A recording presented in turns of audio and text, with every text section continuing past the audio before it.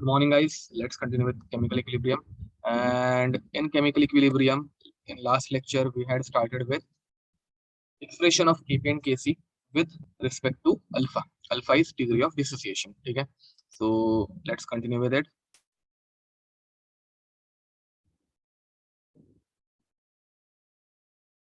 Expression of Kp with respect to, अगर तुम लोगों को याद होगा, मैंने तुम लोगों को बताया था कि अल्फा के रिस्पेक्ट में Kp जो लिखा जाता है, सॉरी इक्विलिब्रियम कांस्टेंट जो लिखा जाता है वो सिर्फ Kp होता है. ठीक है. तो guys just give me a minute, laptop की चार्जिंग थोड़ी कम है.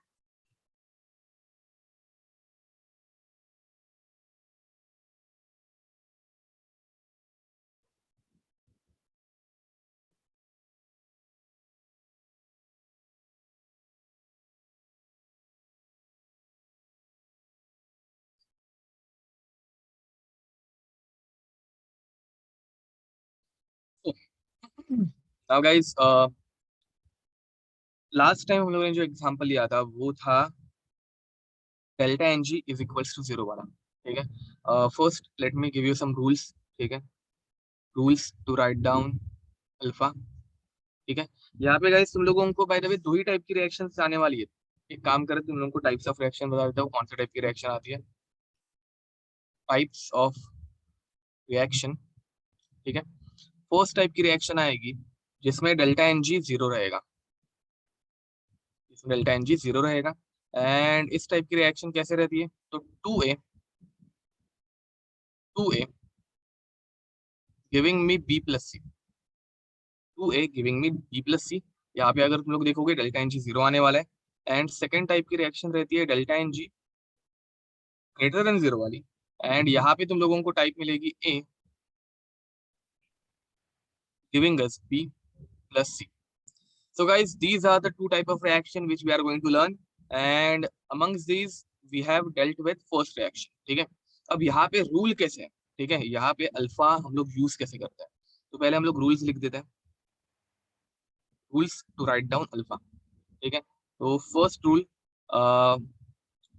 Equilibrium concentration. Equilibrium concentration of reactant या फिर equilibrium number of moles. Equilibrium number of moles of reactant. अगर हम लोगों को नंबर ऑफ मोल्स मिल गए तो हम लोग कॉन्सेंट्रेशन आराम से निकाल सकते हैं. तो equilibrium number of moles of reactant is A minus A alpha is always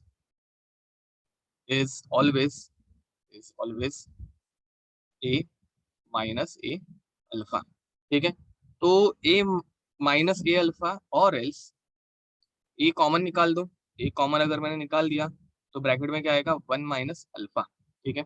A in bracket 1 minus alpha. ये हम लोगों को हमेशा याद रखना है. ठीक है. Now second point, equilibrium concentration. Equilibrium concentration of, ठीक है, equilibrium concentration of product. Equilibrium concentration of product is always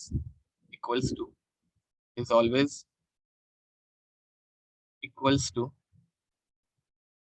stoichiometric coefficient of product upon stoichiometric coefficient of reactant multiplied by A alpha. Guys ये simple rule है जो तुम लोगों को याद रखना है. अगेन मैंने यहाँ पे कॉन्सेंट्रेशन लिख दिया. अगर कॉन्सेंट्रेशन होगा तो तुम लोगों को डिवाइडेड बाय V करना पड़ेगा.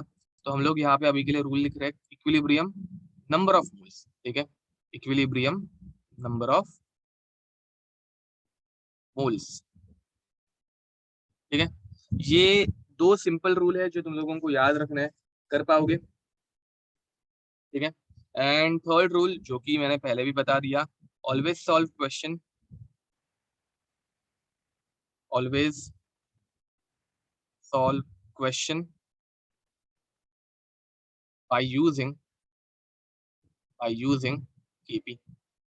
Always solve question by using Kp, जो कि अंडरस्टैंडेबल है. मतलब इसमें कुछ ऐसा ये है नहीं.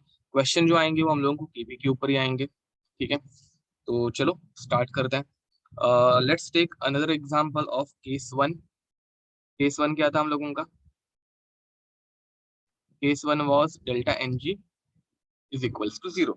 एंड यहाँ पे हम लोग एग्जाम्पल क्या लेने वाले, तो example is N2 gas, sorry NO2 NO gas,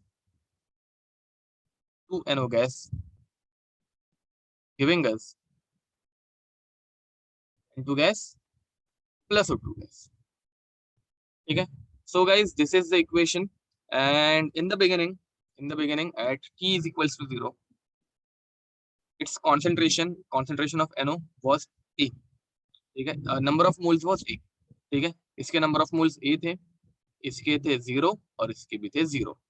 अब गाइस रूल क्या है हम लोगों का, याद रखो, at equilibrium number of moles of reactant is always A minus A alpha.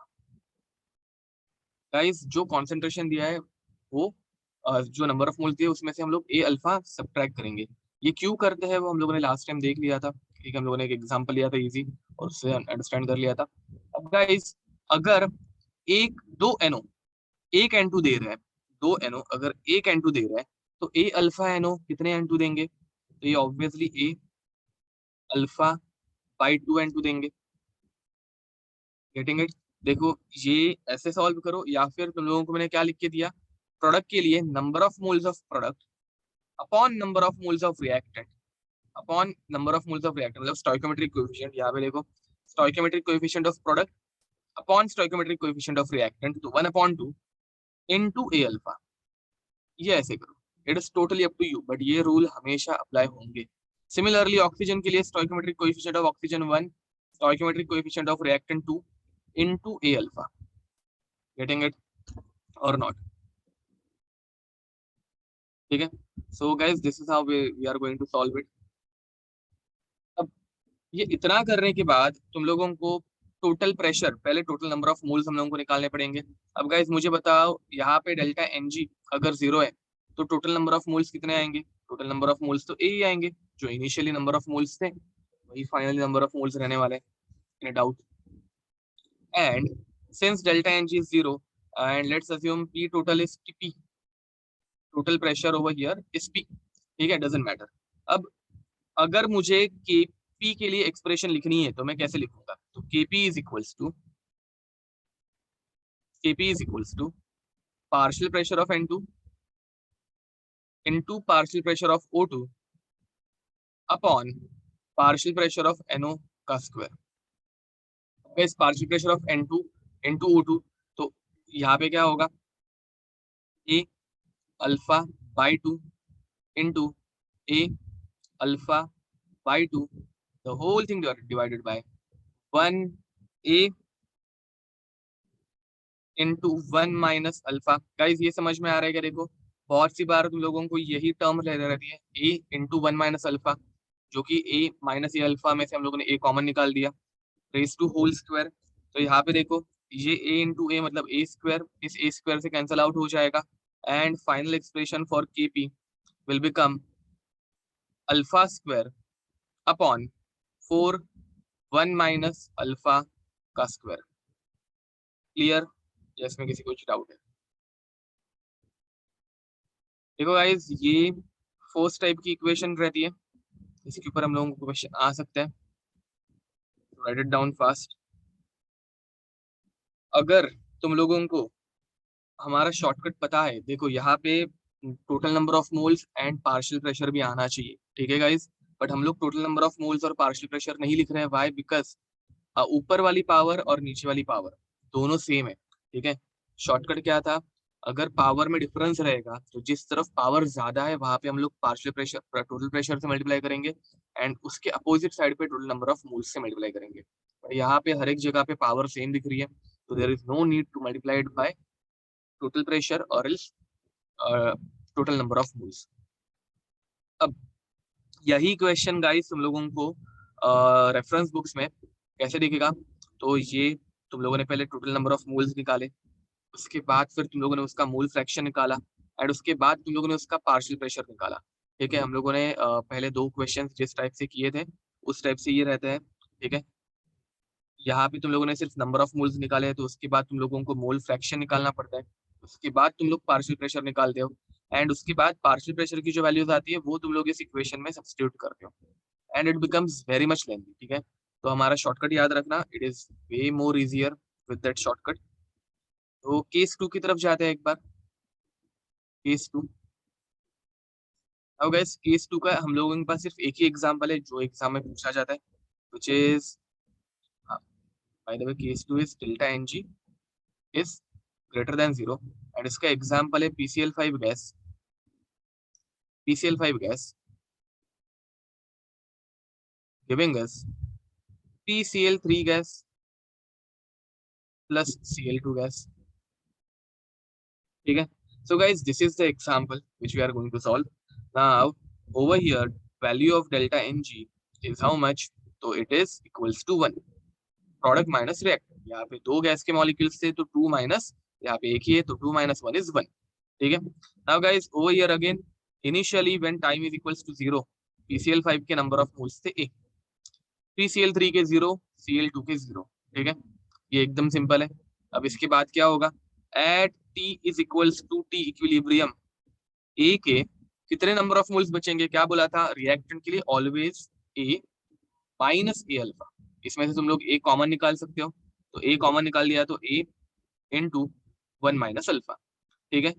PCl3 के क्या हो जाएंगे, PCl3 का कैसे बताया था, stoichiometric coefficient of product upon stoichiometric coefficient of reactant, तो 1/1 कितना बचेगा, 1/1 ही बचेगा एंड यहाँ पे आएगा ए अल्फा। देखो गाइस एकदम कॉमन सेंस की बात है, अगर एक PCl5 एक PCl3 दे रहा है तो ए अल्फा PCl5 कितने देगा, ए अल्फा ही देगा, गेटिंग इट।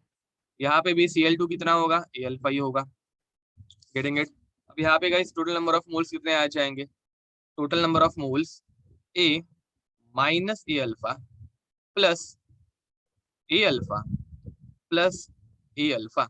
अब गाइस एक ए अल्फा माइनस है, एक ए अल्फा प्लस है, वो सब्ट्रैक्ट हो जाएंगे, मतलब निकल जाएंगे एंड हम लोगों के पास बचेगा A plus A alpha, getting it. अब इसमें से अगर हम लोगों ने ए कॉमन निकाल दिया तो ए कॉमन निकाल दिया तो हम लोगों को क्या मिलेगा, ए 1 प्लस अल्फा। देखो यहाँ तक किसी को डाउट, मैंने दोनों में से ए कॉमन निकाल दिया, यहाँ पे एक टर्म आई ए 1 माइनस अल्फा, दूसरी टर्म आई ए 1 प्लस अल्फा।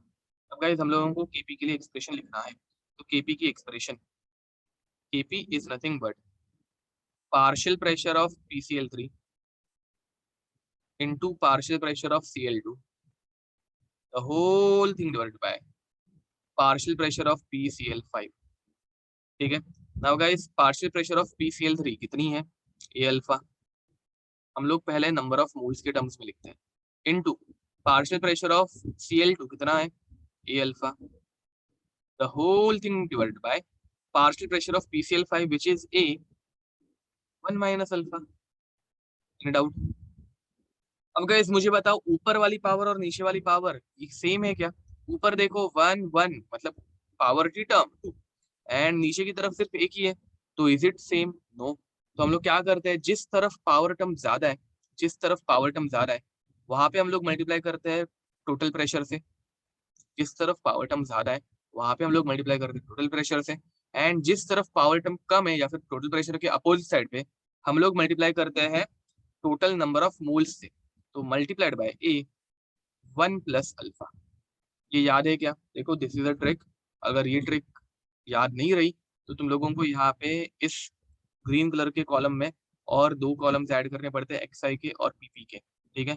तो एंड फिर प्रोसीजर बहुत लेंथी होती है, बहुत टाइम कंज्यूमिंग होती है, तो होपफुली तुम लोगों को ये याद होगा, जिस तरफ पावर टर्म ज्यादा है वहां पे हम लोग मल्टीप्लाई करते हैं टोटल प्रेशर से एंड उसके अपोजिट साइड पे हम लोग मल्टीप्लाई करते हैं टोटल नंबर ऑफ मोल्स से, ठीक है। तो यहाँ पे कैंसिलेशन क्या होगा, ए और ए और ए से कैंसिल आउट हो गए and what I will gate, I will get Kp is equals to alpha square into P total, the whole thing divided by 1 minus alpha into 1 plus alpha, so we will get 1 minus alpha square। देखो guys ये दो expression directly पूछी गई है, सिर्फ ये इतनी expression पूछी गई है एग्जाम्स में, बिलीव मी, ये इतनी सी एक्सप्रेशन जो है वो एग्जाम में पूछी गई थी, बाकी इनके ऊपर के क्वेश्चन तो अलग बात है, सिर्फ एक्सप्रेशन के ऊपर भी क्वेश्चन आए हैं, तो right it down fast.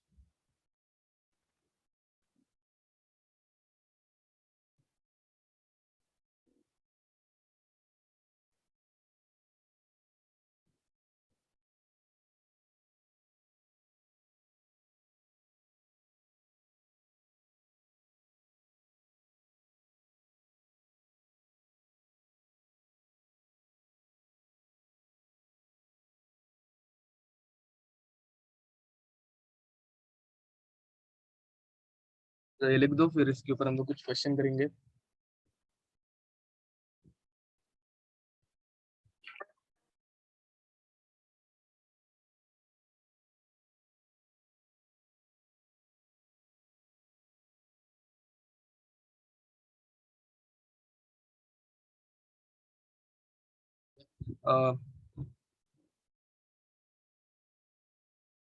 Just a minute guys, अब बाकी कुछ लोगों का एंड ऊपर वाला क्वेश्चन भी बाकी। ओके, तो I think it is visible now.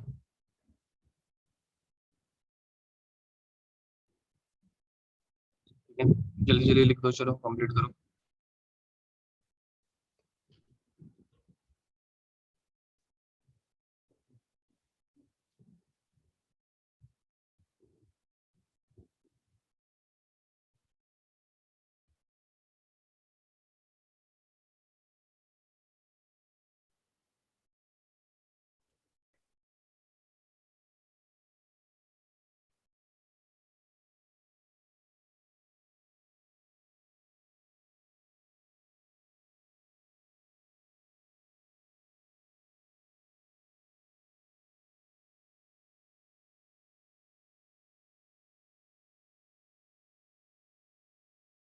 हो जाए तो मुझे डन मैसेज सेंड कर देना।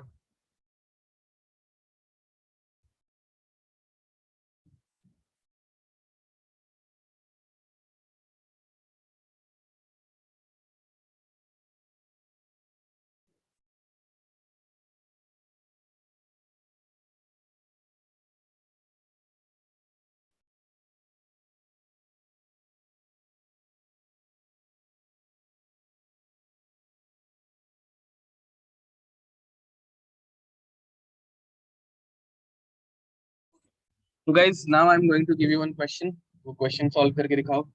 तो क्वेश्चन इज, देखो, अल्फा का कोई भी क्वेश्चन आए, रिमेंबर दिस ट्रिक, अल्फा का कोई भी क्वेश्चन आए तुम लोगों को इसे कैसे सॉल्व करना है, बाय यूजिंग केपी। ठीक है, अल्फा का कोई भी क्वेश्चन आने दो, तुम लोगों को इसे केपी यूज करके ही सॉल्व कर रहा है। वो question is, degree of dissociation दिख गया तो केपी दिमाग में आना चाहिए। ठीक है, of PCL 5, of PCL 5 is half, is half at at equilibrium pressure of 9 atmosphere, equilibrium pressure of 9 atmosphere at 27 degree Celsius. Calculate Kc for, guys इतना याद रखो तुम लोगों को, रिएक्शन जो है वो हमेशा दी रहेगी, ऐसा नहीं है कि वो तुम लोगों से रिएक्शन बाय हार्ट करना एक्सपेक्ट कर रहे हैं। अब guys there is one suggestion.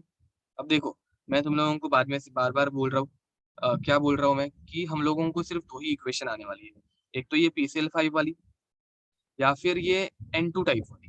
ठीक है, 2N2 वाली, NO2 वाली, 2NO वाली। ठीक है, मतलब ये दोनों।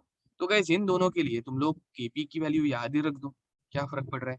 ठीक है, फर्स्ट इक्वेशन के लिए केपी की वैल्यू क्या आई थी, तो फर्स्ट इक्वेशन के लिए केपी की वैल्यू आई थी alpha square upon 4 1 minus alpha raise to square. ठीक है, 4 1 माइनस अल्फा का स्क्वायर। एंड सेकंड के लिए क्या आई थी, KP is equals to alpha square into P total, the whole thing divided by 1 minus alpha का स्क्वायर।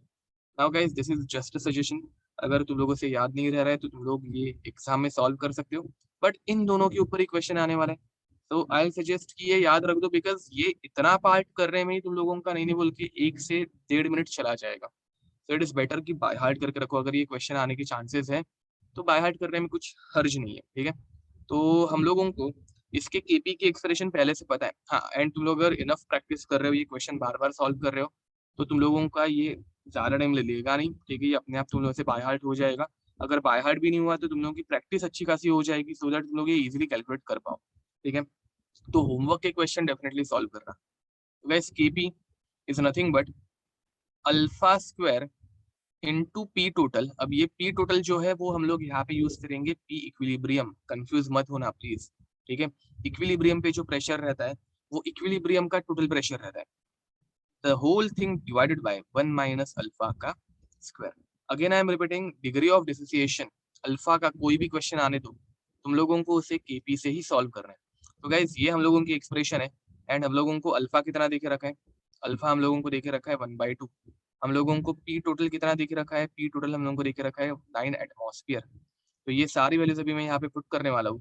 तो केपी इज इक्वल्स टू 1/2 का स्क्वायर। तो गाइज मैं डायरेक्ट यहाँ पे 1/4 लिख दूँ, 1/2 का square 1/4 into 9 the whole thing divided by 1 minus alpha का स्क्वायर मतलब 1/4 वंस अगेन। तो गैस यहाँ पे ये कैसे हो जाएगा, ये हो जाएगा 9/4 डिवाइडेड बाय 1 माइनस 1/4, ये हो जाएगा 3/4। तो गैस 4 और 4 कैंसिल आउट हो रहे हैं, देखो 3 1 जा 3 3 जा। तो हम लोगों को केपी की एक्सप्रेशन क्या मिली, केपी इज इक्वल्स टू 3। कोई शक,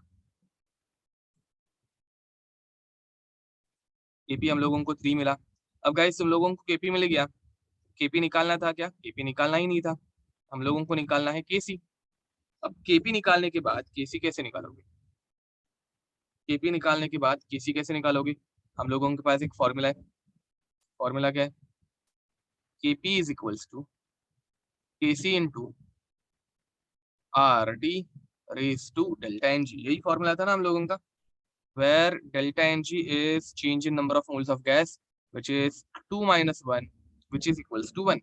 हम लोगों को टेम्परेचर पहले से दे के रखा है 27 degree Celsius which is 300 kelvin.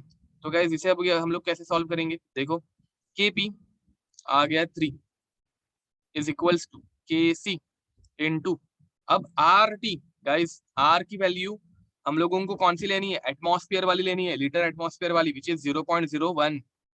R is equals to, sorry 0.01 बोल रहा हूँ, R is equals to 0.0821 litre atmosphere mole inverse kelvin inverse. But इसके लिए मैंने तुम लोगों को दो शॉर्टकट बताया है, एक तुम लोग यूज कर सकते हो 0.08 या फिर तुम लोग यूज कर सकते हो 1/12। अब दोनों शॉर्टकट कब यूज करने वो भी पता है।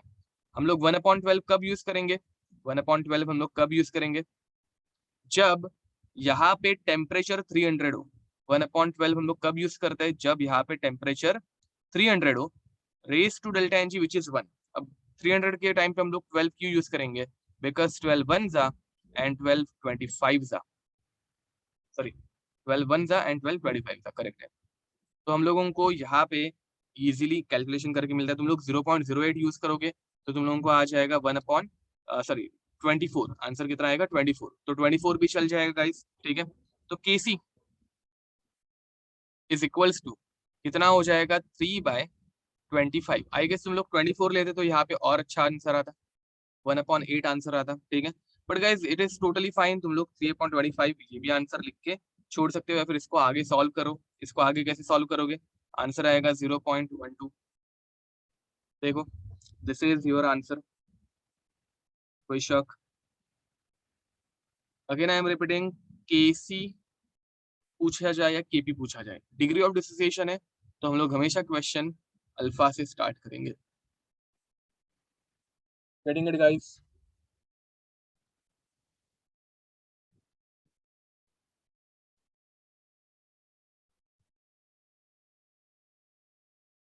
ओके ये लिख दो, फिर और एक क्वेश्चन करेंगे इसी टाइप का।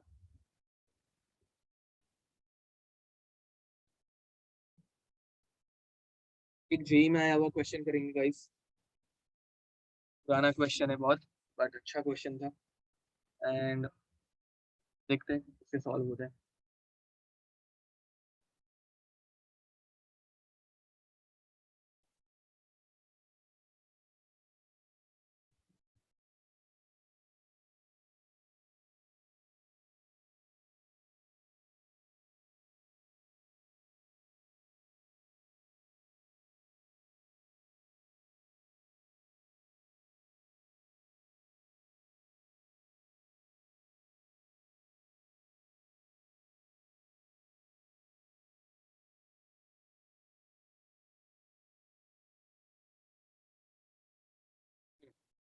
ओके तो आगे बढ़े, डन, चलो। So guys next question is, question में तुम लोगों को लिख के दे रहा हूँ, तुम लोग ट्राई करना। Again I am repeating, alpha का क्वेश्चन, मतलब क्वेश्चन में तुम लोगों को अल्फा दिख गया तो तुम लोगों को बाकी कुछ नहीं सोचना है, तुम लोगों को केपी के फॉर्मूलाज पहले लिखने हैं, ठीक है। This is the hint, take it. तो क्वेश्चन इज, ये जेई में आया हुआ क्वेश्चन है, ठीक है। तो question is x giving us 2y. For this, they have given equilibrium constant is kp1, and second is a giving us b plus c. For this, they have given kp2. Now they are saying that kp1 upon kp2 is equals to 1 upon 9, 1 upon 9, ठीक है। And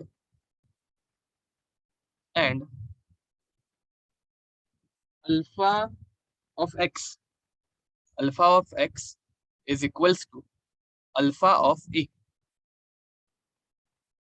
Then find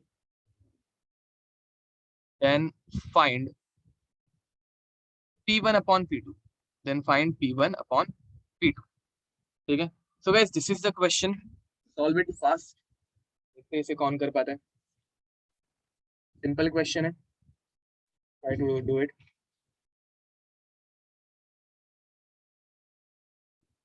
Now guys, after this question we'll start with the last topic of chemical equilibrium, ठीक है। Actually last difficult topic, ठीक है।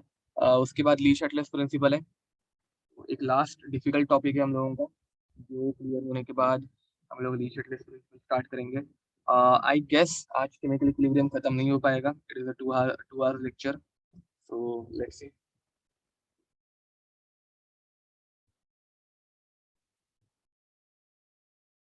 Guys आराम से solve करना है इसे।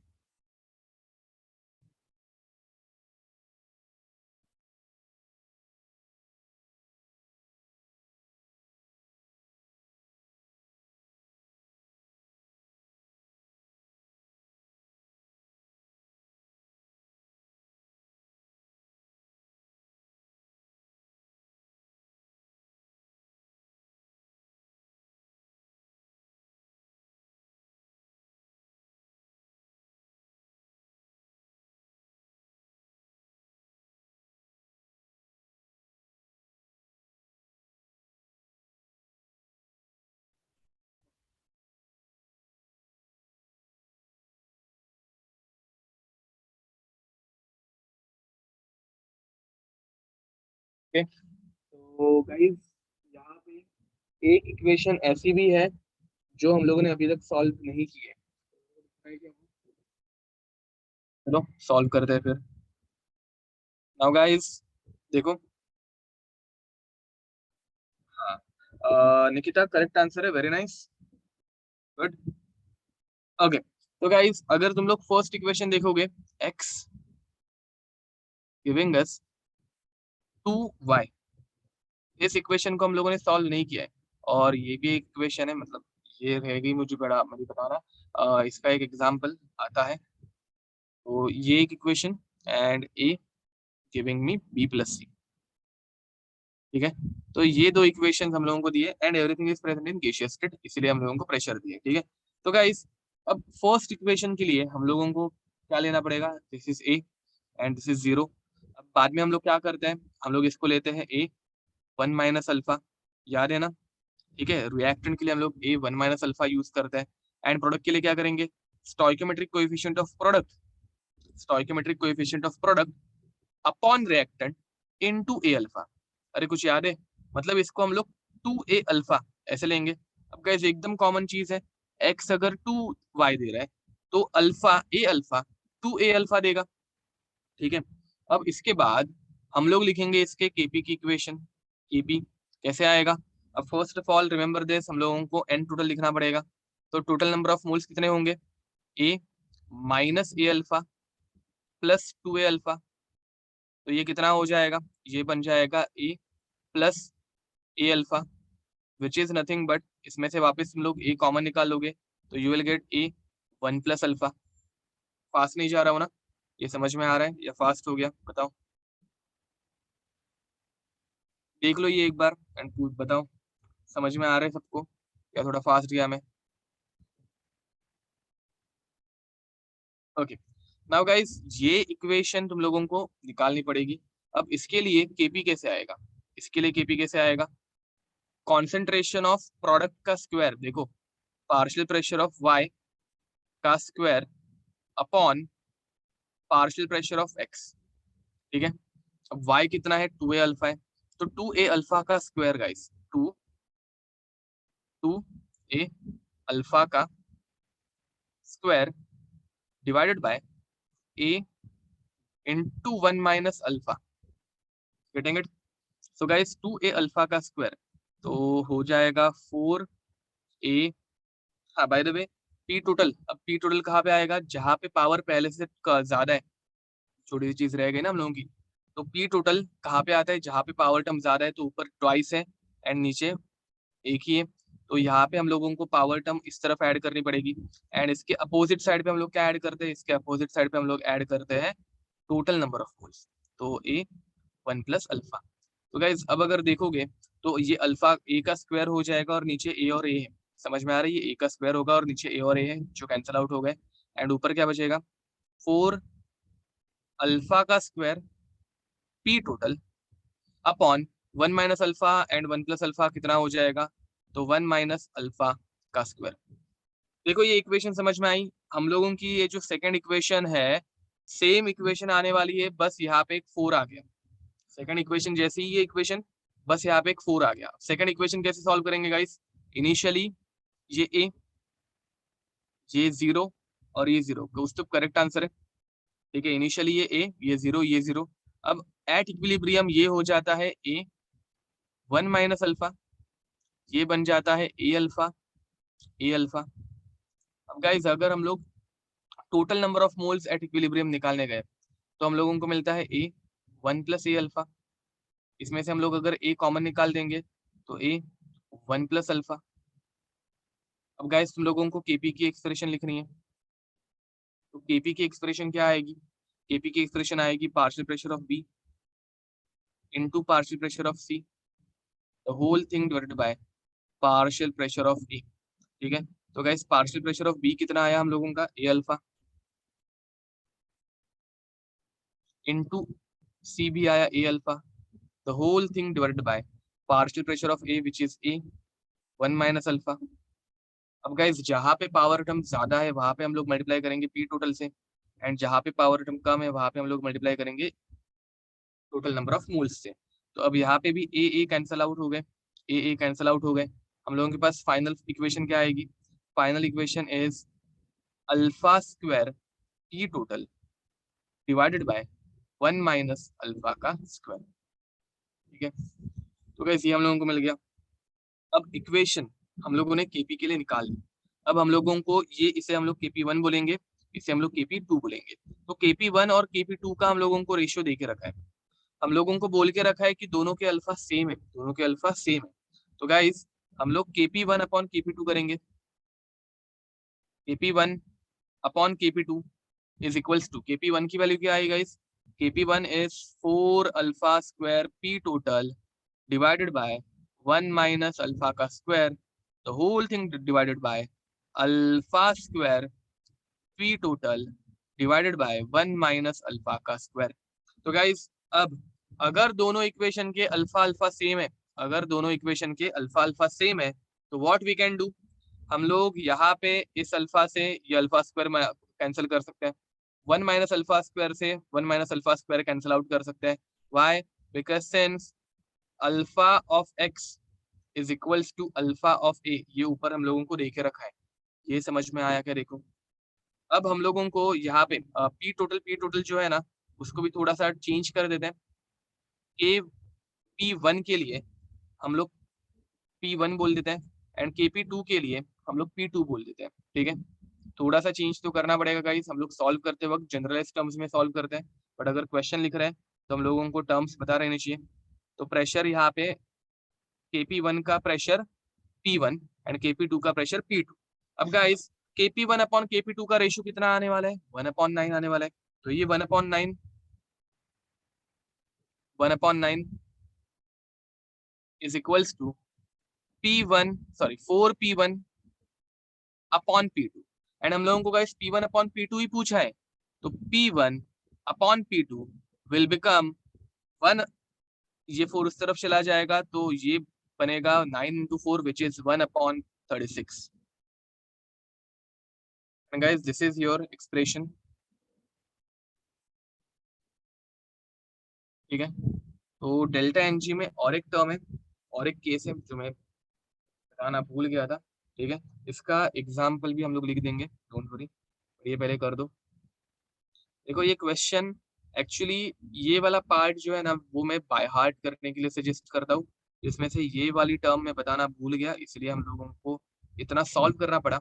अगर तुम लोगों ने गाइस देखो, तुम लोगों को एक बाय द वे एक इंडिविजुअल एग्जांपल मिल गया, वो अच्छा हुआ।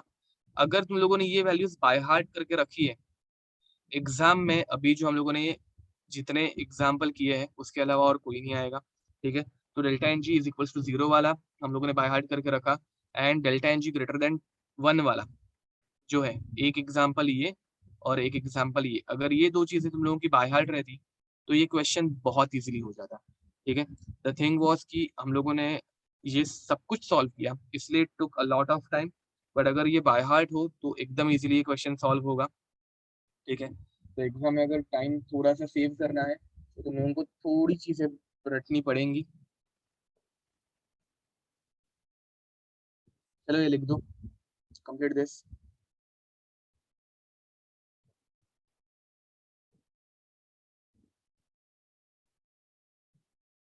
गाइस न्यूमेरिकल्स में एक लास्ट पार्ट, ओके पूर्वल का भी आंसर करेक्ट था, पूर्वल ने आंसर दिया था बट मैंने देखा नहीं था।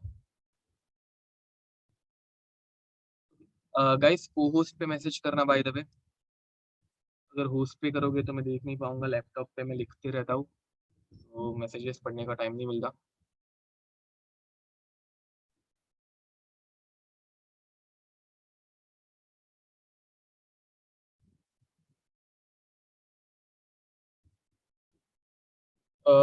लास्ट टाइम तुम लोगों को मैंने आई गेस होमवर्क दिया नहीं ना, इस टाइम तुम लोगों को जो होमवर्क मिलेगा वो प्लीज सॉल्व करना है। डिग्री ऑफ डिसिशन के क्वेश्चन में ज्यादा से ज्यादा ऐड करने की कोशिश करूंगा।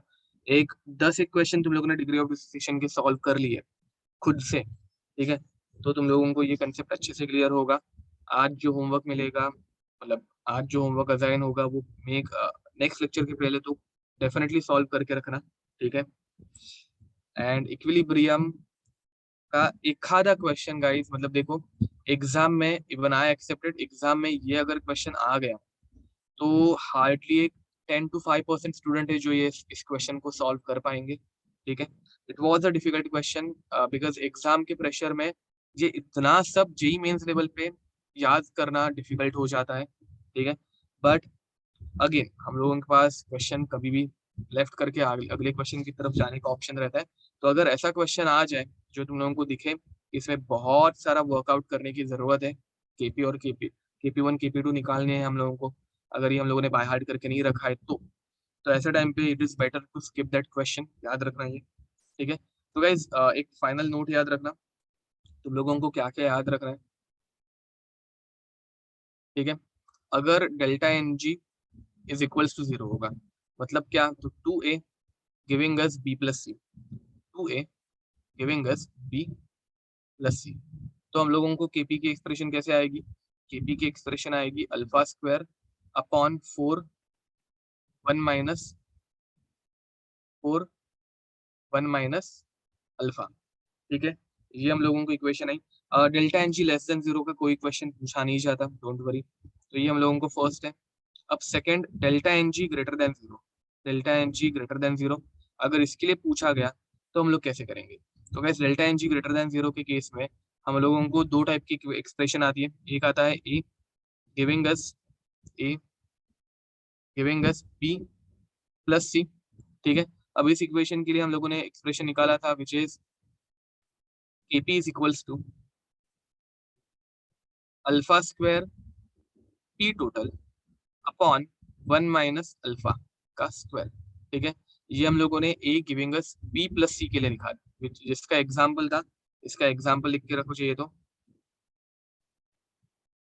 एग्जाम्पल है PCl5 gas giving us PCl3 gas plus Cl2 gas. यहाँ पे गाइस मैं स्टेट नहीं लिख रहा हूँ, सिर्फ कौन से स्टेट में वो प्रेजेंट रहता है।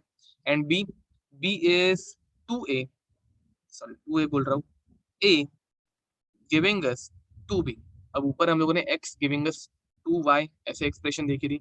एंड यहाँ पे Kp की इक्वेशन क्या आई थी, 4 alpha square, sorry 4 alpha square P total upon 1 minus alpha का स्क्वायर। देख लो यहाँ पे 4 alpha square P total upon 1 minus alpha का स्क्वायर। एंड इसके लिए एग्जाम्पल आया था N2O4 giving us 2NO2। Guys आज मैं जो भी क्वेश्चन दूंगा तुम लोगों को एक आइडिया आ जाएगी। क्वेश्चंस जो है वो इन तीन फॉर्मूलाज के ऊपर ही आते हैं। एंड ये वाला फर्स्ट वाला formula it is quite easy, अगर देखोगे यहाँ पे P टोटल एंड ऑल नहीं आता, बट सेकंड एंड थर्ड वाला फॉर्मूला आ सकता है। ठीक है, मतलब A और B सेकंड के टाइप। चलो ये फाइनल लिख दो, इनके ऊपर ही क्वेश्चन आते हैं।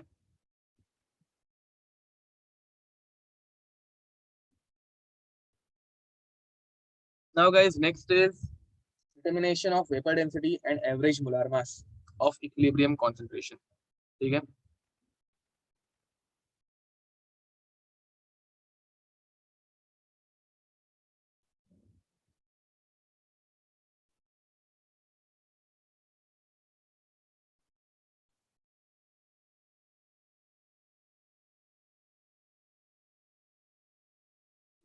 तो एवरेज मोलार मास का टर्म कंसेप्ट सबने पढ़ा है। एवरेज मोलार मास मोल कंसेप्ट में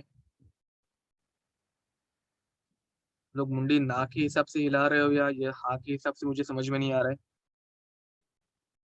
एवरेज मोलार मास, यस और नो?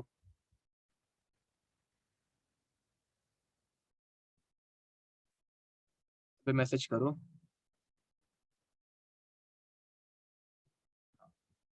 ओके, पढ़ा है ना सबने? ठीक है, तो एवरेज मोलार मास का फॉर्मूला बताओ। चलो एवरेज मोलार मास का फॉर्मूला बताओ।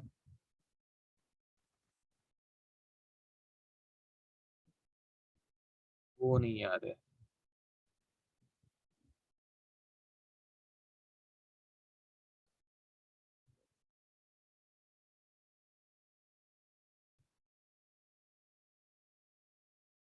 तुम लोगों का लिखना बाकी है क्या अभी भी?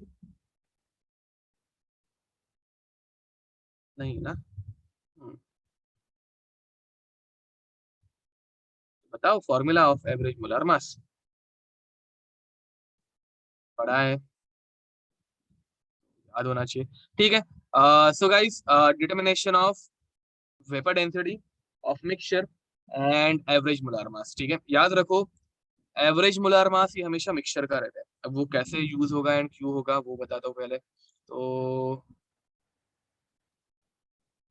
लेट्स अज्यूम हम लोगों को एक इक्वेशन दी है, ठीक है, केमिकल रिएक्शन दी है।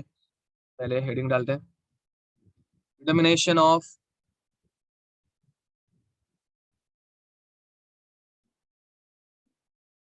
Determination of vapour density, vapour density जिसे हम लोग VD से रिप्रेजेंट करते हैं। VD is nothing but molar mass upon 2। ठीक है, and average molar mass, average molar मास जिसे हम लोग एवीजी से रिप्रेजेंट करते हैं। ठीक है, तो guys let's take a example that we have a molecule A in gaseous state. It decomposed to give us B gas plus C gas plus D gas plus dot till N। ठीक है, अब तुम लोगों को भी पता है कि एक छोटा सा पार्टिकल इतने पार्टिकल में डिसोसिएट नहीं होता। Maximum A giving us B plus C उधर तक ही हो सकता है, उसके आगे नहीं आता। बट हम लोग एक जनरल फॉर्मूला निकाल रहे हैं। गाइस तुम लोगों को जनरलाइज्ड फॉर्मूला समझ में आता है ना? कभी कभार ये जनरलाइज्ड फॉर्मूला के ऊपर ही, मतलब वो हाइपोथेटिकल क्वेश्चन तो कुछ भी बना के दे सकते हैं, तो वी शुड बी प्रिपेयर्ड। ठीक है, हम लोग एक जनरलाइज्ड फॉर्मूला निकाल रहे हैं। अब गाइस इन द बिगिनिंग, ठीक है, इन द बिगिनिंग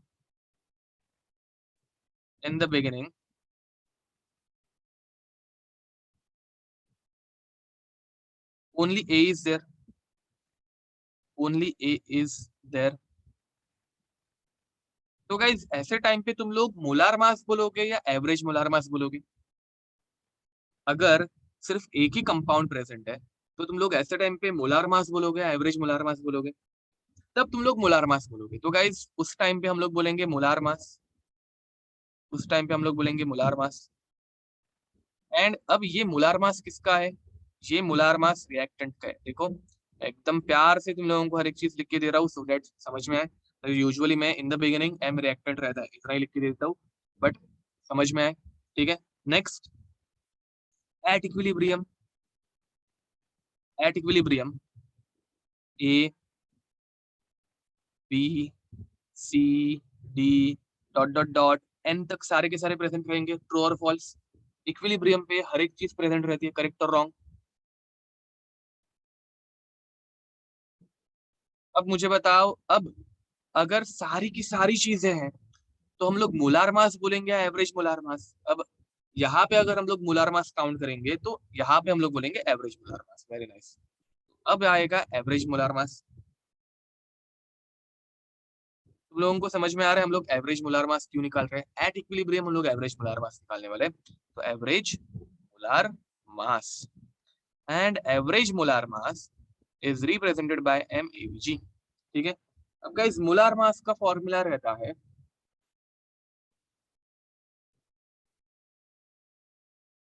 मोलार मास का फॉर्मूला रहता है, लिख देता हूँ पूरा, काम कर देंगे चेंज।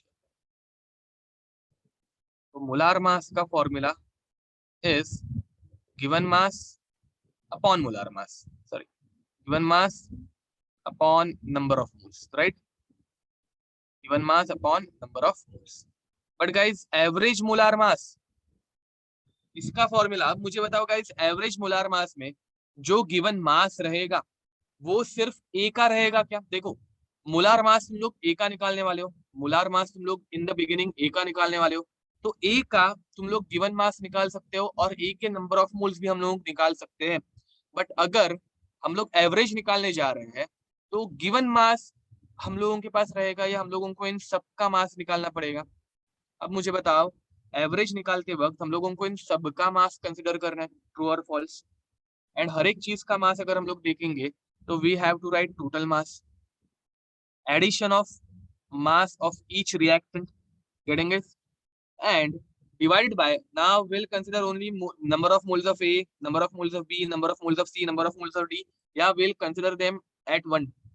ठीक है, तो definitely we'll have to consider them at once, so we'll have to write total number of moles।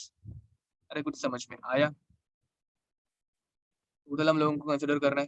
ठीक है, अब गाइस इसके बाद वेपर डेंसिटी, वेपर डेंसिटी का फॉर्मूला क्या रहता है बताओ? वेपर डेंसिटी, वेपर डेंसिटी का फॉर्मूला क्या रहता है? वेपर डेंसिटी, चलो यहाँ पे भी थोड़ा सा लिख देते हैं, vapour density in the beginning, in the beginning. अब गाइस बिगिनिंग में अगर वेपर डेंसिटी हम लोग देखेंगे तो vapour density is because of A. ठीक है, तो ये हम लोग बोलेंगे वेपर डेंसिटी, इसे हम लोग बोलेंगे capital D. In the beginning जो वेपर डेंसिटी रहने वाली है इसे हम लोग बोलेंगे कैपिटल डी। ठीक है, क्या बोलेंगे? Capital D in the beginning, सिर्फ ए के लिए। ठीक है, तो कैपिटल डी, इसका फॉर्मूला क्या रहेगा? मोलार मास अपॉन टू, ये तुम लोगों को पता है। एंड बिगिनिंग में गाइस किसका मोलार मास हम लोग लेने वाले हैं? Molar mass of reactant which is nothing but A. देखो गाइस यहाँ पे ये टर्म्स समझना थोड़ा सा डिफिकल्ट होता है, इसलिए मैं ये टर्म्स आराम से लिख के दे रहा हूँ। समझ में आ रहा है? अब vapour density at equilibrium, vapour density at equilibrium, मुझे बताओ गाइस इक्विलिब्रियम पे वेपर डेंसिटी जो होगी उसे हम लोग बोलेंगे स्मॉल डी। अब वेपर डेंसिटी का फॉर्मूला रहता है molar mass upon two, but equilibrium पे कौन सा मोलार मास कंसिडर करने वाले हैं? इक्विलिब्रियम पे हम लोग कौन सा मोलार मास? एवरेज मोलार मास। परफेक्ट, तो अब फॉर्मूला हो जाएगा m/2, बट ये m जो रहने वाला है वो रहने वाला है एवरेज। Getting it? यहाँ पे जो मोलार मास रहेगा वो एवरेज रहेगा। देखो वेपर डेंसिटी का फॉर्मूला यहाँ पे सबको पता होगा, अगर नहीं पता होगा तो वो भी लिख देना। Vapour density is nothing but molar mass, molar mass upon, vapor density is nothing but molar mass upon 2. Getting it or not?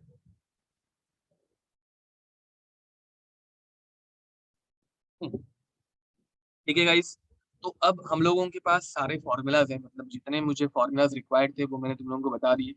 Now will calculate alpha. Alpha कैसे निकाला जाए, ठीक है. तो पहले ये सब लिख दो, ये थियोरी का पार्ट कंप्लीट कर दो. देखो ये डेरिवेशन अगेन कुछ काम की नहीं है, डेरिवेशन कुछ काम की रहती भी नहीं है. अगर मैं तुम लोगों को डायरेक्ट फॉर्मूला दे दूं तो भी चल जाएगा, but will derive it, will get to know it better, ठीक है. तो इसलिए और कुछ नहीं, तो जल्दी ये करो.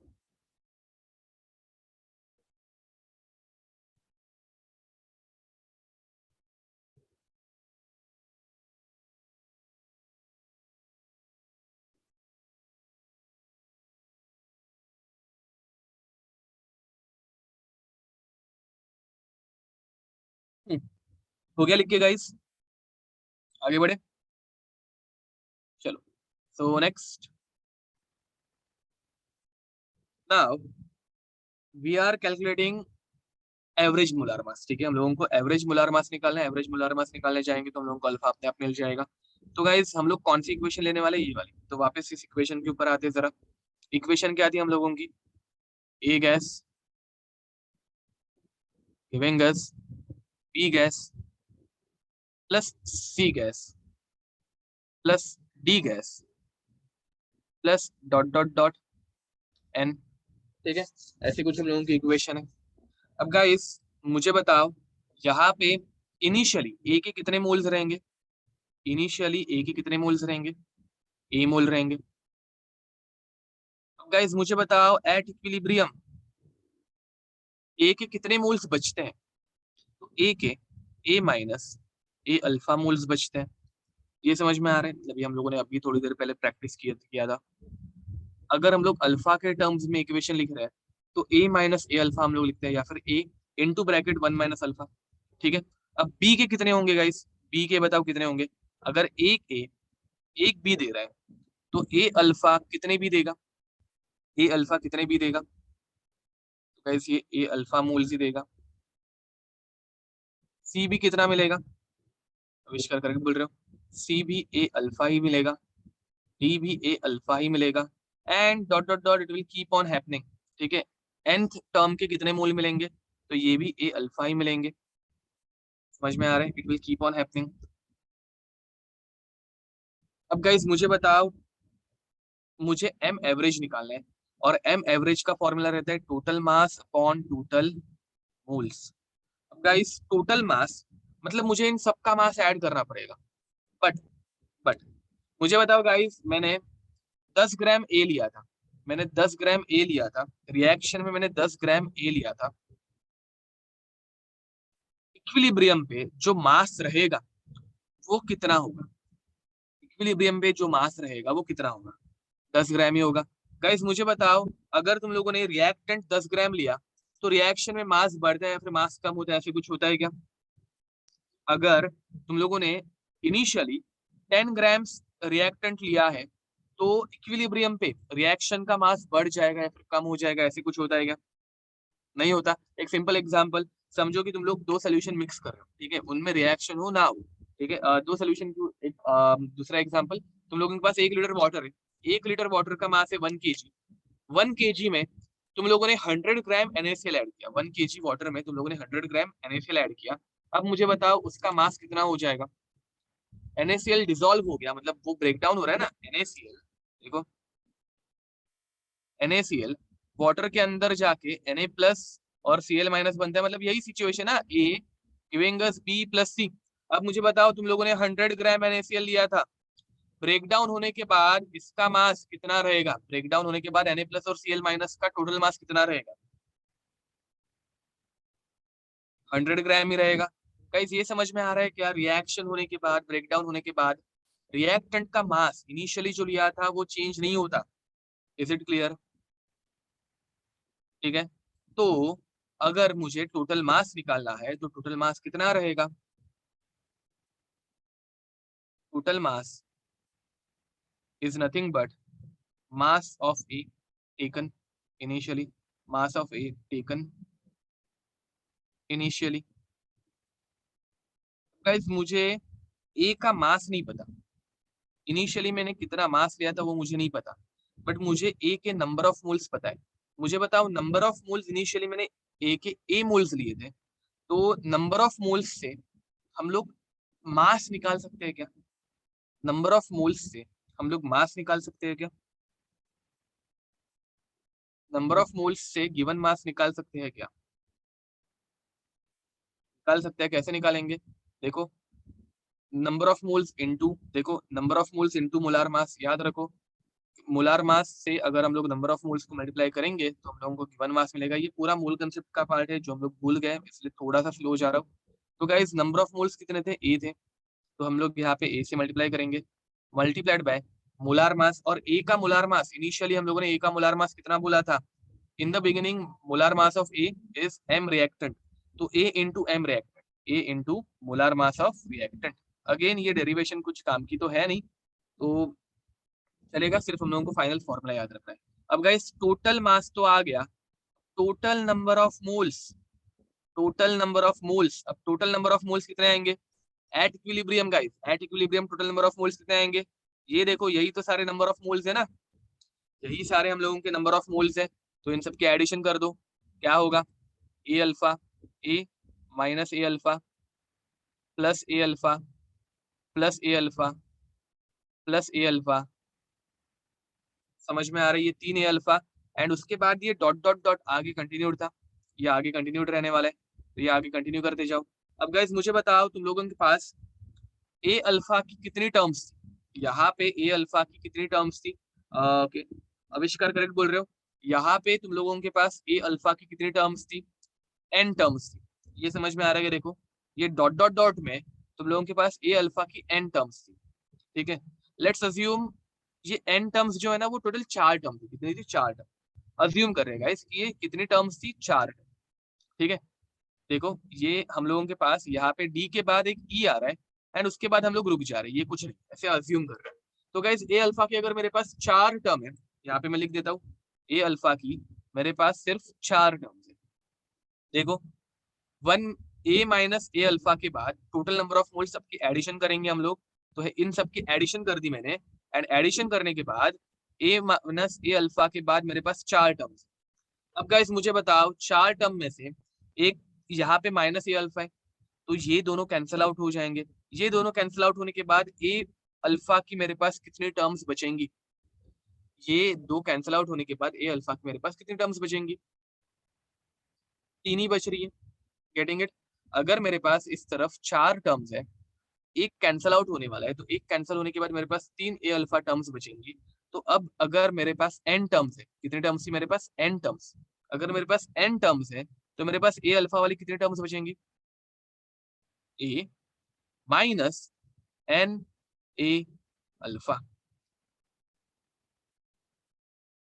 देखो ये समझ में आ रहा है या नहीं? सॉरी, क्या कर रहा हूँ मैं? ए माइनस एन माइनस 1 ए अल्फा, सॉरी, ए माइनस एन माइनस ए अल्फा, एन माइनस 1 टर्म्स बची रही ना हम लोगों के पास। अगर मेरे पास एन टर्म्स है तो मेरे पास ए अल्फा की एन माइनस 1 टर्म बची। Getting it or not? A plus, sorry, A plus, ये माइनस माइनस कैंसिल आउट हो जाएगा और ए प्लस एन माइनस 1 अल्फा बचेगी, करेक्ट, प्लस आएगा ए प्लस एन माइनस 1 ए अल्फा। देखो गाइस अगेन, अगर मेरे पास 4 टर्म रहती तो मैं क्या लिखता? ए प्लस 3 अल्फा, क्योंकि एक ए अल्फा कैंसिल आउट हो जाता, एंड कितने अल्फा बचते? 3 अल्फा, तो ए प्लस 3 अल्फा में लिखता। अगर मेरे पास 3 ही टर्म रहती, ठीक है, अगर मेरे पास सिर्फ 3 ही टर्म्स रहती, मतलब ये भी नहीं रहता, ठीक है, तो मैं क्या लिखता? एक और एक कैंसिल आउट हो जाता, तो ए प्लस ए अल्फा, मतलब एन माइनस 1 कर रहे हैं ना हम लोग, 3 टर्म्स थे यहाँ पे तो हम लोग -1 कर रहे हैं, ठीक है। तो अगर मेरे पास एन टर्म्स है तो ए प्लस एन माइनस 1 ए अल्फा, ठीक है, बार बार प्लस कैंसिल आउट हो रहा है, हाँ। तो ये आ गए हम लोगों के टोटल नंबर ऑफ मोल्स। अब इसमें से ए अगर मैंने कॉमन निकाल दिया, इसमें से भी हम लोग ए कॉमन निकाल सकते हैं, तो अगर इसमें से मैं ए कॉमन निकाल रहा हूँ तो अंदर क्या बचेगा? 1 प्लस n-1 अल्फा। देखो ये हम लोगों का कॉमन बच रहा है। Now guys finally m average हम लोगों को क्या निकालना है, हम लोगों को मोलार मास एवरेज निकालना है, which is total mass upon molar mass, total mass upon total number of moles, total mass upon total on total number of moles. तो गाइस टोटल मास कितना आया हम लोगों का, टोटल मास आया A into molar mass reactant, A into M reactant, the whole thing divided by the whole thing divided by A 1 plus n-1 alpha. अब यहाँ से A और A कैंसल आउट हो जाएगा एंड हम लोगों के पास फॉर्मूला आएगा molar mass average M average is equals to M reactant divided by 1 plus n-1 alpha. अभी तक गाइस फॉर्मूला खत्म नहीं हुआ, मतलब ये हम लोगों का एक फॉर्मूला है which is very very important, जो इस चैप्टर में यूज नहीं हुआ। ठीक है, ये सेम फॉर्मूला हम लोग सॉल्यूशंस करके एक चैप्टर है उसमें भी देखेंगे। ठीक है, सॉल्यूशन करके एक टॉपिक है उसमें हम लोग ये सेम फॉर्मूला देखेंगे। तो उस चैप्टर के लिए थोड़ी सी अभी से तुम लोगों को प्रैक्टिस हो गई।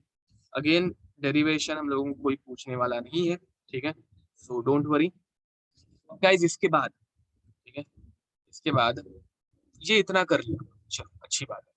अब इसके बाद हम लोगों को निकालना है अल्फा। क्या निकालना है हम लोगों को, अल्फा। ठीक है, तो अल्फा निकालने के लिए पहले हम लोग वेपर डेंसिटी के थ्रू जाएंगे। ठीक है, तो vapour density guys D, initial vapour density, since initial vapour density D is molar mass average upon 2 and vapor density of mixture at equilibrium is molar mass average upon 2, sorry initial vapour density molar mass of reactant था ना, initially सिर्फ reactant present था, molar mass of reactant upon 2 and in vapour density at equilibrium is molar mass average upon 2। तो हम लोग क्या बोलेंगे, molar mass of reactant, molar mass of reactant is 2 times vapour density जो कि initial है guys, capital D मतलब initial vapour density, and molar mass average is 2 times vapor density at equilibrium। अब फाइनली अगर ये वैल्यूज हम लोग ऊपर वाले इक्वेशन में पुट कर रहे हैं, अगर ये वैल्यूज अगर हम लोग ये ऊपर वाले इक्वेशन में पुट कर रहे हैं, तो what I will get 2 times small vapour density is equals to 2 times capital vapour density divided by 1 plus n-1 alpha. Correct, देखो ये समझ में आ रहा है यहाँ तक, फॉलोड। गाइस हम लोगों को निकालना क्या है, हम लोगों को अल्फा निकालना है। क्या निकालना है हम लोगों को, अल्फा। तो अल्फा के लिए जाते, चलो देखो अल्फा निकालना है तो ये अल्फा की टर्म इस तरफ लेके जाता है। ठीक है, तो what I will gate 2d plus, अब अल्फा को अंदर की तरफ मल्टीप्लाई कर देते हैं। काम करो, ये 2 और 2 को तो हम लोग डायरेक्ट यहाँ से कैंसिल आउट कर सकते हैं, ये 2 और 2 यहाँ से डायरेक्ट कैंसिल आउट हो जाएगा, वो हर एक जगह पे कॉमन क्यों निकालते बेटे। ठीक है, अब आगे अगर हम लोग इसको मल्टीप्लाई करेंगे तो ये इस तरफ लेके जाए, तो what I will get D plus D times n-1 alpha. ठीक है, which is equals to D, ये हम लोगों ने इस तरफ लेके आ गए सिर्फ। अब ये डी इस तरफ लेके जाओ, मतलब ये डी दूसरी तरफ जा सकता है, तो what I will get D n-1 alpha is equals to capital D minus small D, and finally alpha हम लोगों को निकालना है, तो alpha is equals to D minus D upon n-1 D. guys this is the final formula। again derivation is not important, but वो कहाँ से आए वो हम लोगों को पता रहना चाहिए। ठीक है, ये फाइनल फॉर्मूला है जो हम लोग यूज करने वाले अल्फा निकालने के लिए। ठीक है, तो बहुत लंबी चौड़ी डेरिवेशन, लंबी चौड़ी नहीं एक्चुअली, ये डेरिवेशन बहुत छोटी है अगर देखोगे, सिर्फ इसमें टर्म्स जो है वो थोड़े से डिफिकल्ट है। ठीक है, याद रखना थोड़ा सा डिफिकल्ट हो जाता है, नथिंग एल्स।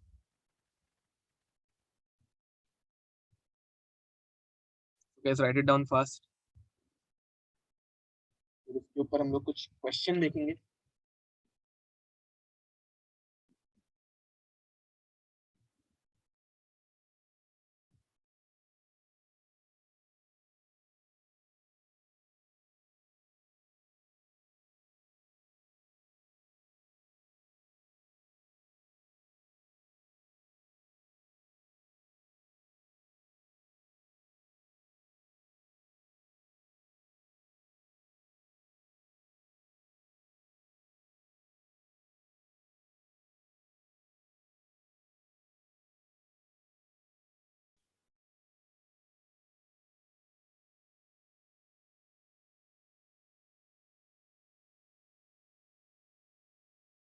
लेकिन गाइस ये डेरिवेशन देख के डर मत जाना।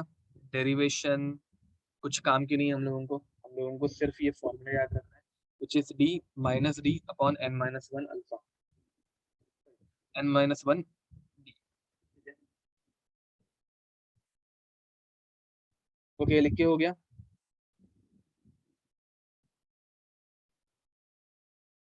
चलो तो आगे बढ़ते हैं। Let's take example. पहले ये क्वेश्चन सॉल्व कैसे किया जाए, ठीक है, मतलब ये n जो है उसकी वैल्यू कैसे निकाली जाती है। तो n कैसे आएगा। गाइस अगर n देखोगे तो यहाँ पे ये dot dot dot n number of times हो जाता है, बट ये n कैसे निकालते हैं वो समझ में आना चाहिए। तो इज नथिंग बट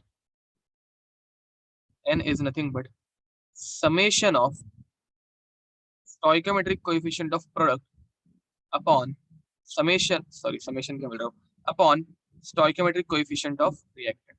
ठीक है, दिस इज द फॉर्मूला। ठीक है, दिस इज द फॉर्मूला। अब इसके हम लोग कुछ एग्जांपल्स करने वाले हैं। ठीक है, तो तुम लोगों को सिर्फ n निकालने आना चाहिए guys, ठीक है, एंड n निकालने आना चाहिए और vapour density of initial reactant निकालना आना चाहिए। चलो मैं तुम लोगों को एक टेबल बना के देता हूँ। तुम लोगों को यहाँ पे रिएक्शन लिखनी है। ठीक है, रिएक्शन में लिख के दूंगा, फिर तुम लोग इसका निकालोगे n। n निकालने के बाद तुम लोग निकालोगे molar mass of reactant, molar mass of reactant, and फिर तुम लोग निकालोगे capital D which is molar mass of reactant upon two. ठीक है, एक क्वेश्चन मैं तुम लोगों को करके दिखाता हूँ। N2O2 N2O2 giving us N2 2NO2 giving us 2 N2O4 sorry N2O4 giving us 2NO2। ठीक है, अब गाइज यहाँ पे कैसे करोगे, इधर n की वैल्यू कैसे आएगी, summation of stoichiometric coefficient of product. तो प्रोडक्ट कितना है हम लोगों का, stoichiometric coefficient of product is 2 upon reactant, तो इसका कितना है 1, तो 2 अपॉन 1, ये हो जाएगा 2 अपॉन 1। अब molar mass of reactant guys, molar mass of reactant, nitrogen का मोलार मास कितना, नाइट्रोजन का मोलार मास रहता है 14, 14 इंटू 2 28 प्लस ऑक्सीजन का 16, 16 इंटू 4 64, गेटिंग इट। अब 4 प्लस 8 12, 1 कैरी फॉरवर्ड हो गया, 2 प्लस 6 8 और ये 92। एंड अब डी कितना आएगा 92 अपॉन 2 विच विल बिकम 46। देखो और एक एग्जांपल करके दिखाता हूँ चाहिए तो। 2 times NH3 giving us N2 gas plus 3H2 gas। ये सब जन एक बार देख लो। यहाँ पे n की वैल्यू कैसे निकालोगे, स्टोइकोमेट्रिक कोएफिशिएंट ऑफ प्रोडक्ट यहाँ पे कितना आएगा बताओ जल्दी। स्टोइकोमेट्रिक कोएफिशिएंट ऑफ प्रोडक्ट यहाँ पे कितना आएगा N2 प्लस 3H2, प्रोडक्ट का 4 आएगा। वेरी नाइस, करेक्ट बोल रहे हो। तो यहाँ पे गाइस ये 4 होगा divided by stoichiometric coefficient of reactant कितना होगा 2, तो 4 अपॉन 2 कितना हो जाएगा, आंसर आएगा 2। Getting it. Now guys molar mass of reactant, nitrogen का मोलार मास रहता है 14 एंड हाइड्रोजन का रहता है 1, तो 3 हाइड्रोजन है तो 3, तो ये हो जाएगा 17 एंड वेपर डेंसिटी हो जाएगी 17/2 विच इज नथिंग बट 8.5। गाइस देखो ये सिंपल क्वेश्चंस है, ये मतलब ये सिंपल पार्ट है जो तुम लोगों ने मोल कंसेप्ट में पहले से किया हुआ है। ठीक है, मोल कंसेप्ट बहुत अच्छे से होना चाहिए हम लोगों का। ठीक है, नेक्स्ट इज 2SO2। चलो ये एक लास्ट एग्जांपल तुम लोग खुद सॉल्व करना। 2SO3 giving us SO2 2 times plus O2। ये सारी चीजें गैसियस स्टेट में है, मैं यहाँ पे नीचे गैसियस स्टेट मेंशन नहीं कर रहा हूँ सिर्फ। ठीक है, तो ये एक लास्ट पार्ट है जो तुम लोग खुद से सॉल्व करो।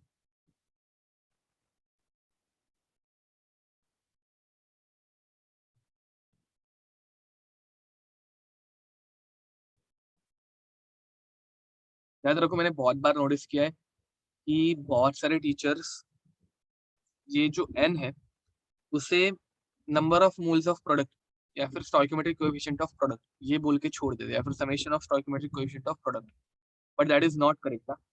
This is the correct formula, याद रखना। ठीक है, बहुत सी बार मैंने बहुत लोगों के नोट्स में देखा है ये रॉन्ग रहता है। ठीक है, ओके, तो यहाँ पे आविष्कार करेक्ट आंसर है। देखो यहाँ पे क्या होगा, प्रोडक्ट की साइड 3 है तो ये हो जाएगा 3, रिएक्टेंट साइड पे 2 है तो ये हो जाएगा 2, 3/2। इसे तुम लोग आगे सॉल्व कर सकते हो 1/1.5 या फिर 3/2 रख दो, कुछ फर्क नहीं पड़ता।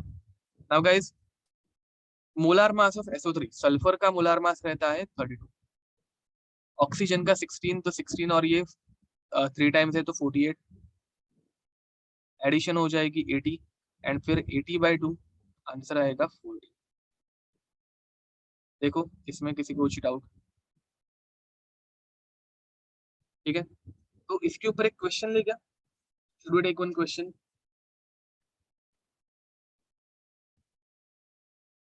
चलो तो क्वेश्चन लेते हैं।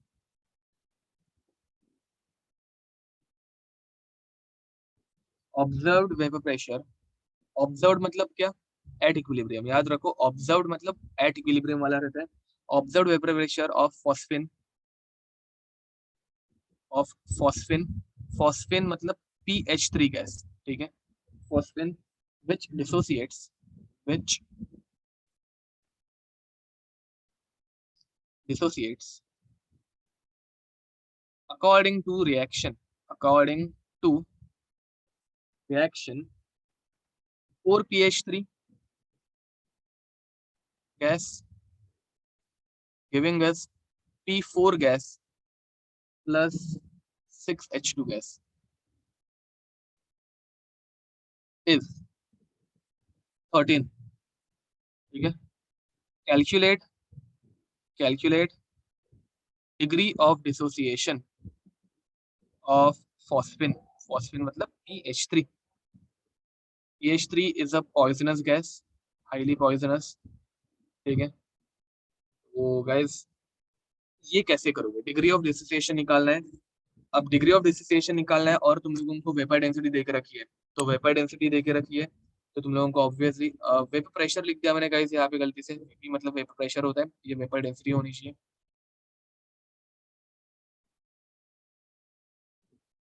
Guys vapour density of phosphine is 13।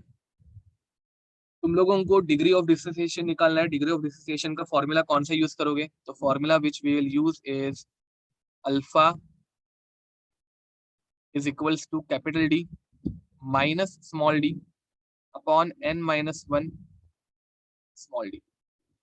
ठीक है, ये फॉर्मूला तुम लोगों को यूज करना है, बताओ जरा।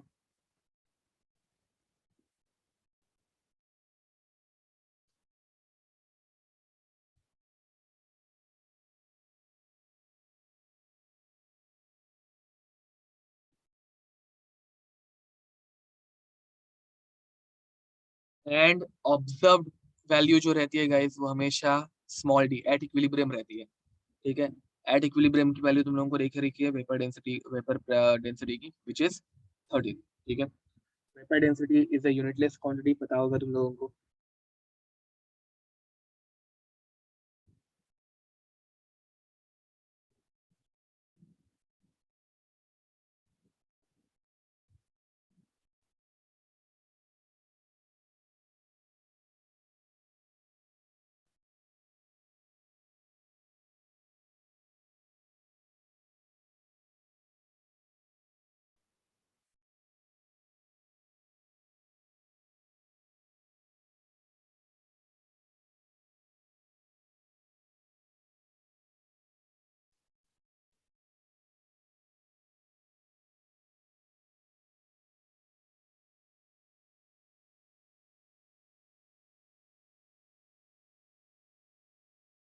आविष्कार करेक्ट आंसर है।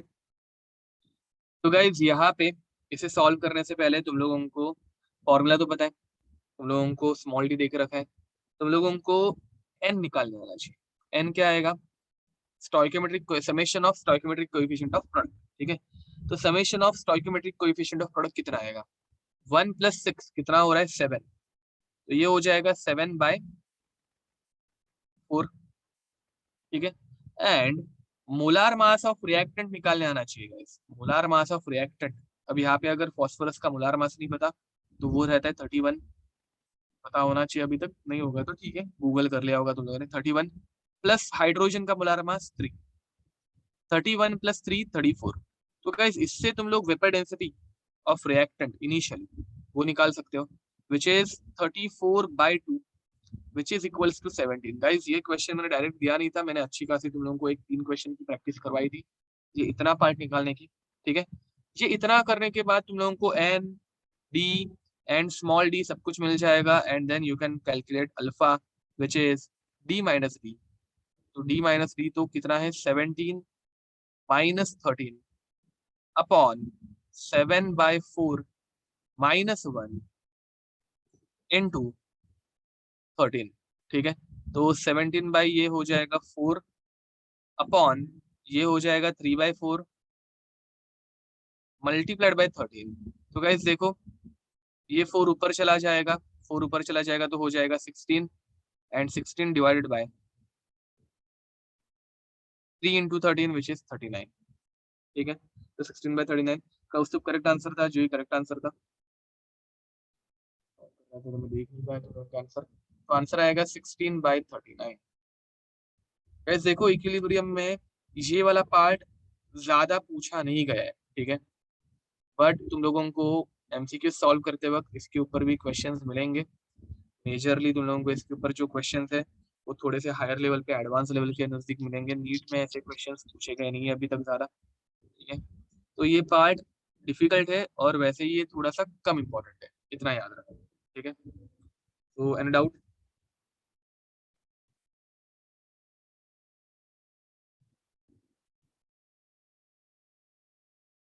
Okay, so now guys we are going to start with le Chatelier's principle. ठीक है, ली चार्टलियस प्रिंसिपल बहुत इजी है एंड बहुत अच्छा है समझने के लिए। ठीक है, तो आज खत्म तो नहीं हो पाएगा बट हम लोग स्टार्ट करेंगे।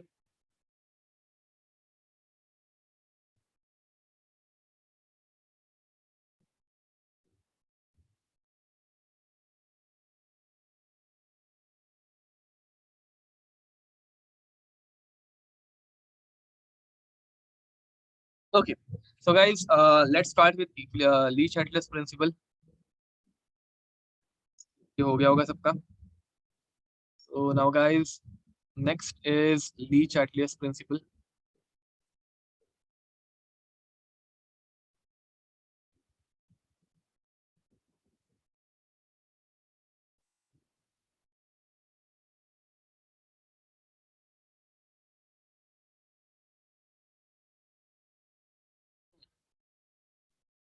ओके, तो ऑब्वियसली प्रिंसिपल है, लॉ है, तो हम लोगों को इसका एक स्टेटमेंट रहेगा ही। तो इसका स्टेटमेंट क्या है?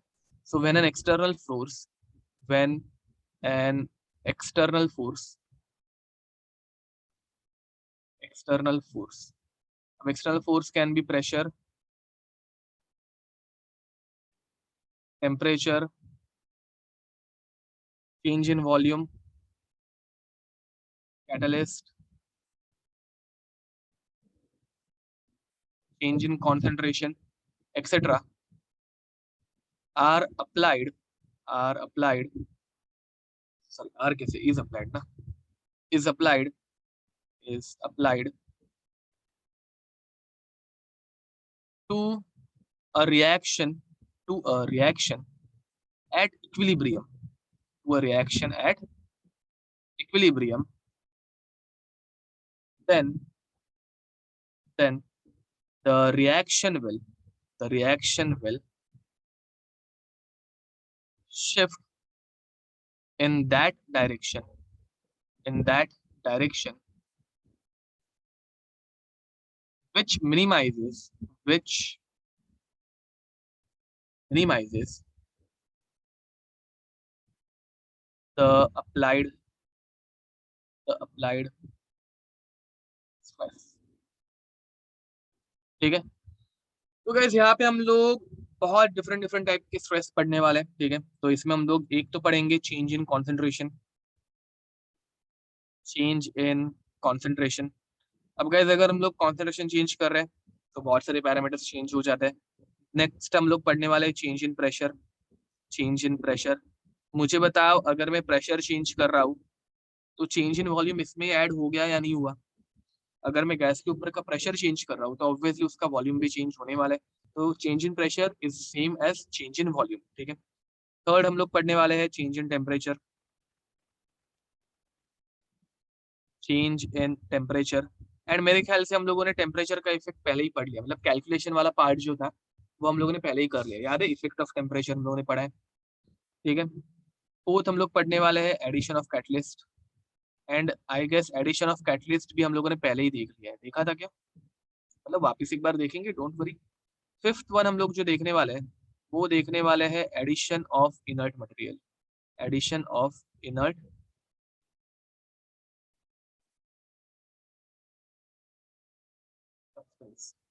ठीक है। तो ये टोटल 5 चीजें हम लोग देखने वाले हैं जिसमें से change in concentration and change in pressure हम लोग आज ही करने की कोशिश करेंगे, ठीक है। तो पहले ये लॉ लिख दो, एंड लॉ देखो तुम लोगों को समझ में आ रहा है क्या। देखो पहली बात मुझे बताओ, मतलब थोड़ा मैसेज भी करना, अभी रिप्लाई करना, equilibrium is most stable state और not, equilibrium is most stable state और not. Yes it is correct बोल रहे हो। तो equilibrium is the most stable state which a system can achieve, ठीक है। गाइस मुझे बताओ अगर मैं इस इक्विलिब्रियम को चेंज कर रहा हूँ, इसके ऊपर कुछ प्रेशर अप्लाई करके, वॉल्यूम चेंज अप्लाई करके, कैटलिस्ट ऐड करके, कॉन्सेंट्रेशन चेंज करके, या फिर टेम्परेचर चेंज करके, इट कैन बी एनीथिंग। अगर मैं इसके ऊपर कुछ स्ट्रेस अप्लाई कर रहा हूँ तो ऑब्वियस है कि हम लोगों का इक्विलिब्रियम डिस्टर्ब हो गया। अब मुझे बताओ अगर मैंने इक्विलिब्रियम डिस्टर्ब कर लिया, अगर मेरा इक्विलिब्रियम डिस्टर्ब हो गया तो सिस्टम थोड़ा सा अनस्टेबल बना। मुझे बताओ एक बार अगर सिस्टम अनस्टेबल बना तो वापस स्टेबिलिटी की तरफ भागेगा या नहीं भागेगा, वापस वो स्टेबिलिटी की तरफ भागेगा या नहीं भागेगा। Yes it will run towards stability. अब गाइस अगर सिस्टम स्टेबिलिटी की तरफ जा रहा है तो obviously it will move towards that direction which will minimise that applied stress. समझ में आ रहा है, वो स्टेबिलिटी की तरफ भाग रहा है, मतलब क्या, तो वो वापस सेकेंड इक्विलिब्रियम की तरफ भाग रहे हैं जहां पे उसको सबसे ज्यादा स्टेबल एनवायरनमेंट मिलेगा, ठीक है। तो लॉ इतना ही है कि एक बार अगर तुम लोगों ने इक्विलिब्रियम डिस्टर्ब किया तो सिस्टम अपने आप दूसरे किसी एक इक्विलिब्रियम की तरफ भागेगा जहां पे वो स्टेबल रहने वाला है। अब ये कैसे होता है वो देखने वाले हैं, ठीक है। तो let's continue. We are starting with we are starting with first change in concentration, ठीक है, चेंज इन कॉन्सेंट्रेशन। गाइस यहाँ पे देखो तुम लोगों के पास एक रिएक्टेंट है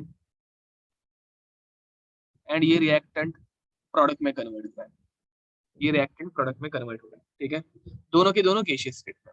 अब ये सारी चीजें हम लोग गैस स्टेट में ही पढ़ते हैं, तो ये गैसियस स्टेट में है, ठीक है। अब गाइस मैंने ये सिस्टमैटिक ये इक्विलिब्रियम पे था, सिस्टम कहाँ पे था, इक्विलिब्रियम पे था, ये आराम से स्टेबल है, ठीक है। अब मैंने क्या किया, तुम लोगों को ये कितना समझ में आ रहा है मुझे बताओ। मैंने रिएक्टेंट का कॉन्सेंट्रेशन बढ़ा दिया, मैंने रिएक्टेंट का कॉन्सेंट्रेशन बढ़ा दिया। अब मुझे बताओ रिएक्टेंट का कॉन्सेंट्रेशन बढ़ा दिया तो ये सिस्टम अनस्टेबल हो गया ना यार। पहले ये कैसा था, ये एकदम मस्त में स्टेबल था, ये ऐसा एक सीसॉ है समझ लो, जहाँ पे ये रिएक्टेंट और प्रोडक्ट दोनों एकदम स्टेबल थे, ये दोनों एकदम स्टेबल थे, ठीक है। ये रिएक्टेंट था, ये प्रोडक्ट था, दोनों का मास बैलेंस था, ये एग्जाम्पल है, ठीक है। ये एग्जैक्ट रिप्रेजेंटेशन ही इक्विलिब्रियम का, बट स्टिल अब मैंने क्या किया, मैंने इसके अंदर स्ट्रेस अप्लाई किया और रिएक्टेंट का कॉन्सेंट्रेशन बढ़ा दिया। अब गाइस रिएक्टेंट का कॉन्सेंट्रेशन बढ़ा दिया तो ऑब्वियसली ये सीसॉ क्या हो जाएगा, ये सीसॉ ऐसे बेंड हो जाएगा, थोड़ा सा टिल्ट हो जाएगा, राइट गाइस। अब मुझे बताओ रिएक्टेंट का कॉन्सेंट्रेशन बढ़ा दिया तो ये सीसॉ थोड़ा सा टिल्ट हो गया, again equilibrium will move towards that direction which will minimise this change. अब मुझे बताओ रिएक्टेंट का कॉन्सेंट्रेशन बढ़ने के बाद वापस मुझे इक्विलिब्रियम रिस्टोर करना है, तो मुझे क्या करना पड़ेगा? रिएक्शन कौन से डायरेक्शन में जाएगी? Reaction will move in forward direction या it will move in backward direction? बताओ। आविष्कार करेक्ट आंसर है। अब मुझे बताओ गाइस, रिएक्टेंट का कॉन्सेंट्रेशन तुम लोगों ने बढ़ा दिया। अर्पिता करेक्ट आंसर है, जूही करेक्ट आंसर है, प्रतीक करेक्ट आंसर है। रिएक्टेंट का कॉन्सेंट्रेशन तुम लोगों ने बढ़ा दिया है, अब इसे तुम लोगों को वापस कम करना पड़ेगा। कनक का करेक्ट आंसर है। रिएक्टेंट का कॉन्सेंट्रेशन वापस कम करना है। इसे कम करने के लिए तुम लोगों को किसका कॉन्सेंट्रेशन बढ़ाना पड़ेगा? इसे कम करने के लिए प्रोडक्ट का कॉन्सेंट्रेशन बढ़ाना पड़ेगा, मतलब रिएक्टेंट धीरे धीरे प्रोडक्ट में कन्वर्ट होना स्टार्ट होगा। समझ में आ रहा है? तब जाके इक्विलिब्रियम वापस रिस्टोर होगा। तब जाके इक्विलिब्रियम वापस रिस्टोर होगा जब तुम लोग इसका कॉन्सेंट्रेशन बढ़ाओगे। और प्रोडक्ट कब बढ़ेगा? जब रिएक्टेंट प्रोडक्ट की तरफ भागेगा, मतलब रिएक्शन कौन से डायरेक्शन में जाएगी? फॉरवर्ड। Is it clear? ये समझ में आ रहा है क्या? देखो, reaction moves in forward direction.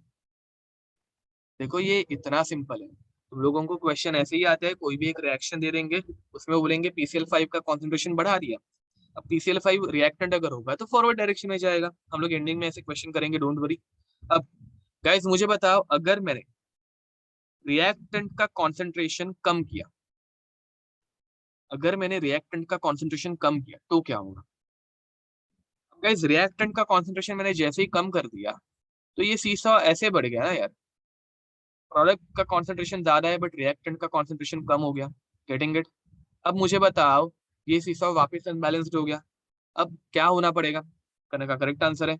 अब ऐसे टाइम पे रिएक्शन कौन से डायरेक्शन में जाएगी बताओ? अब प्रोडक्ट को रिएक्टेंट में कन्वर्ट होना पड़ेगा। Getting it? Arpita, Prateek correct answer है। प्रोडक्ट को रिएक्टेंट में कन्वर्ट होना पड़ेगा, जो करेक्ट आंसर है। अरे कुछ समझ में आ रहा है? रिएक्टेंट का कॉन्सेंट्रेशन कम है तो प्रोडक्ट रिएक्टेंट में कन्वर्ट होगा, मतलब ये रिएक्शन कौन से डायरेक्शन में आएगी? बैकवर्ड डायरेक्शन में आएगी। Reaction moves in backward direction. Getting it? अब ये रिएक्टेंट का कॉन्सेंट्रेशन चेंज किया मैंने, बट गाइस मैं प्रोडक्ट का भी तो कर सकता हूँ। अब मैं क्या कर रहा हूँ? प्रोडक्ट का कॉन्सेंट्रेशन मैंने बढ़ा दिया। अब गाइस मुझे बताओ, रिएक्टेंट का कॉन्सेंट्रेशन कम करना है फिर प्रोडक्ट का कॉन्सेंट्रेशन बढ़ा देना है, दोनों सेम है या नहीं है? देखो, अब प्रोडक्ट का कॉन्सेंट्रेशन अगर बढ़ गया तो वापस प्रोडक्ट इसमें कन्वर्ट होना स्टार्ट होगा। आविष्कार करेक्ट आंसर है, कनक का करेक्ट आंसर है।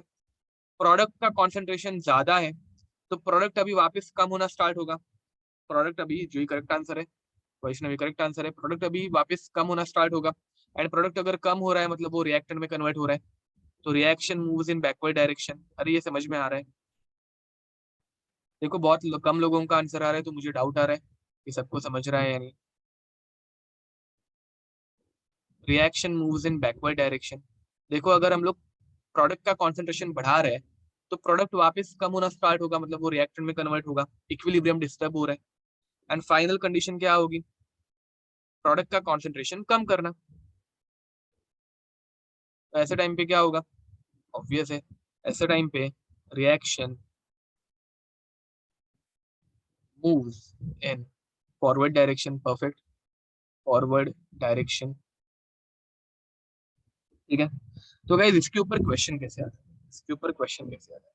ठीक है, तो इसके ऊपर क्वेश्चन देखो। In Haber's process, in Haber's process of ammonia synthesis, of ammonia preparation, formed ammonia, formed ammonia is removed from, is removed from reaction container, reaction container by dissolving it, by dissolving it in water.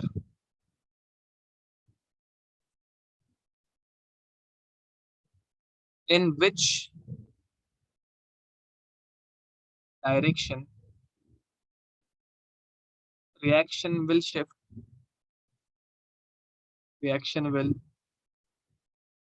shift if the reaction is, if the reaction is, बहुत लोगों ने answer दे भी दिया है, if the reaction is N2 gas plus 3H2 gas giving us 2NH3, ठीक है, gas. तो जो ये करेक्ट आंसर है, आविष्कार करेक्ट आंसर है, इसका आंसर क्या होगा बताओ।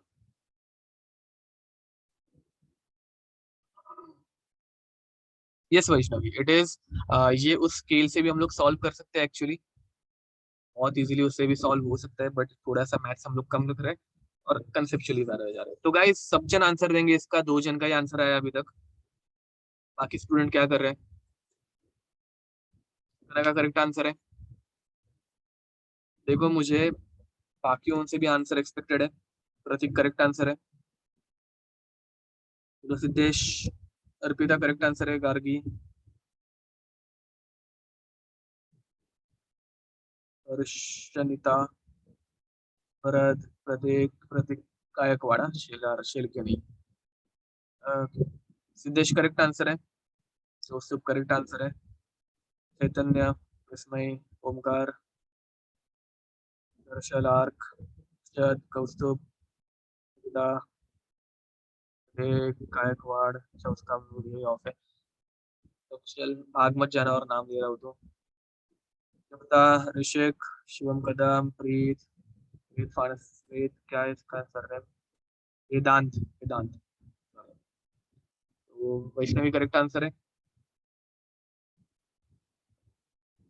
तो गाइस रिएक्शन कौन से डायरेक्शन में जाएगी बताओ, तुम लोग प्रोडक्ट को रिमूव कर रहे हो ना, अमोनिया जो बना दैट इज माई प्रोडक्ट, अब अगर तुम लोग प्रोडक्ट को निकाल रहे हो तो रिएक्शन कौन सा डायरेक्शन में शिफ्ट होगी, प्रोडक्ट का कॉन्सेंट्रेशन कम हो गया तो इक्विलिब्रियम रिस्टोर करने के लिए वापस रिएक्शन कौन सा डायरेक्शन में जाएगी, प्रोडक्ट के कॉन्सेंट्रेशन को बढ़ाना पड़ेगा, इसका कॉन्सेंट्रेशन हम लोग निकाल के रिमूव करके कम कर रहे हैं ना, तो इसे वापस इक्विलिब्रियम पे लाने के लिए शुभम करेक्ट आंसर है, हम लोगों को इसको बढ़ाना पड़ेगा, एंड इसे अगर हम लोगों को बढ़ाना है तो reaction will move in forward direction, ठीक है, reaction will move in forward direction.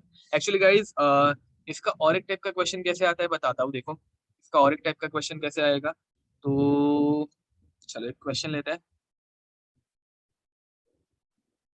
Reaction will move in backward direction, backward direction by, ठीक है गाइस सेम रिएक्शन है, मैं वापस एक बार चाहिए तो रिएक्शन लिख देता हूँ, N2 gas plus 3H2 gas giving अस 2NH3। अब वो पूरे एकदम आराम से क्वेश्चन लिख के देते हैं, मतलब पूरा क्वेश्चन अच्छे से टाइप्ड रहता है, मैं भी जरा शॉर्ट में लिख रहा हूँ, reaction will move in backward direction by increasing concentration of N2, वो पूरा लिख के देते हैं, इंक्रीजिंग कॉन्सेंट्रेशन ऑफ N2, मैं यहाँ पे शॉर्ट में लिख के दे रहा हूँ, increasing concentration of H2, C increasing concentration of NH3, या D decreasing concentration of NH3। चलो बताओ, प्रतीक करेक्ट आंसर है, very nice, Arpita correct answer है, सब जन आंसर देंगे, गार्गी, आविष्कार करेक्ट आंसर है, जूही करेक्ट आंसर है, पुरवल, कनका, कौस्तुभ करेक्ट आंसर है, सिद्धेश करेक्ट आंसर है, निकिता करेक्ट है। चलो यार ये तो बहुत इजी है, देखो ये ऐसे टाइप के क्वेश्चन एमसीक्यूज में आते हैं, ठीक है, एंड थियोरी क्वेश्चंस फिजिकल में बहुत कम आते हैं, तो लीच एटलेस प्रिंसिपल एक थियोरी का टॉपिक है जिसमें हम लोगों को इजीली फिजिकल केमिस्ट्री के मार्क्स मिल सकते हैं, ठीक है, तो इसे मिस मत करना। वेदांत करेक्ट आंसर है, साची करेक्ट आंसर है, शुभम मोर करेक्ट आंसर है।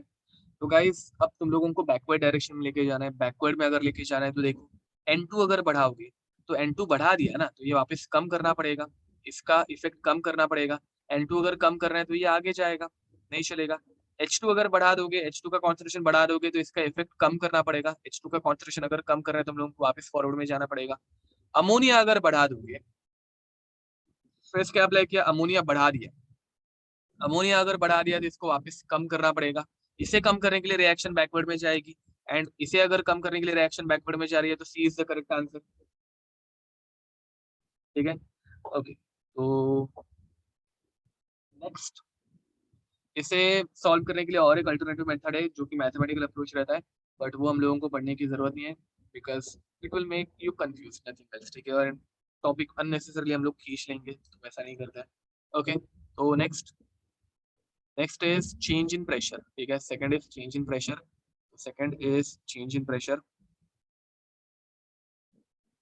Change in pressure. अब गाइस चेंज इन प्रेशर तुम लोगों को change in number of moles से पता चल जाएगा। ठीक है, अब अगर मैं तुम लोगों को एक एग्जांपल दूं, मतलब देखो आप, भाई हम लोगों ने जो अभी एग्जांपल लिया था वही दिखा रहा हूँ। ठीक है, अगर मेरे पास एक कंटेनर है एंड कंटेनर के अंदर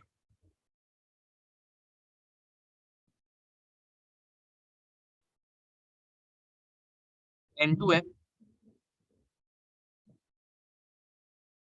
एंड H2 भी है। ठीक है,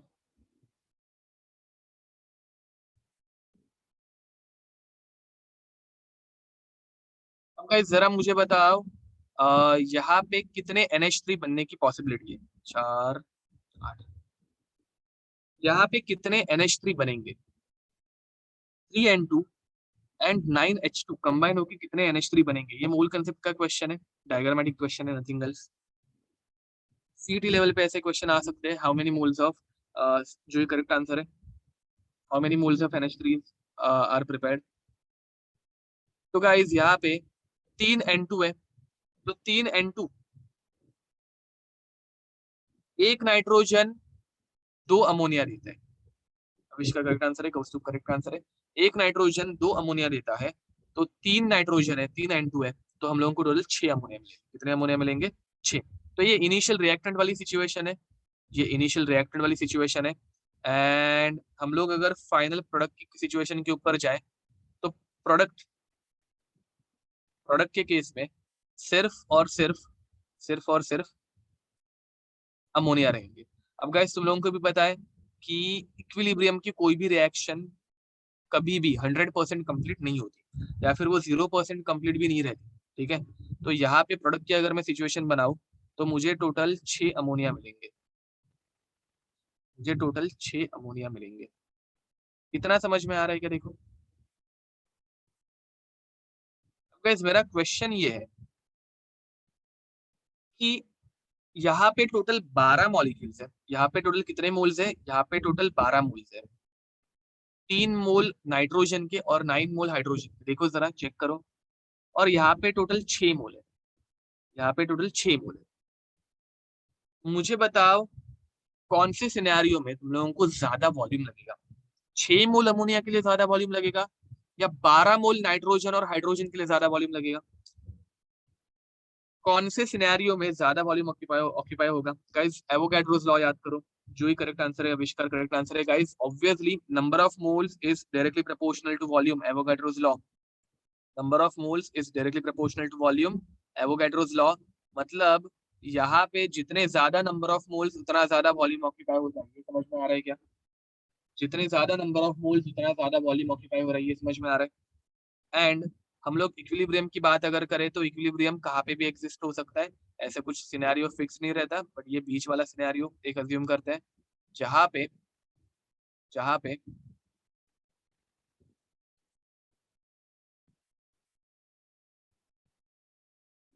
एक नाइट्रोजन गायब हो गया, एक नाइट्रोजन गायब हो गया, अभी सिर्फ दो ही नाइट्रोजन है।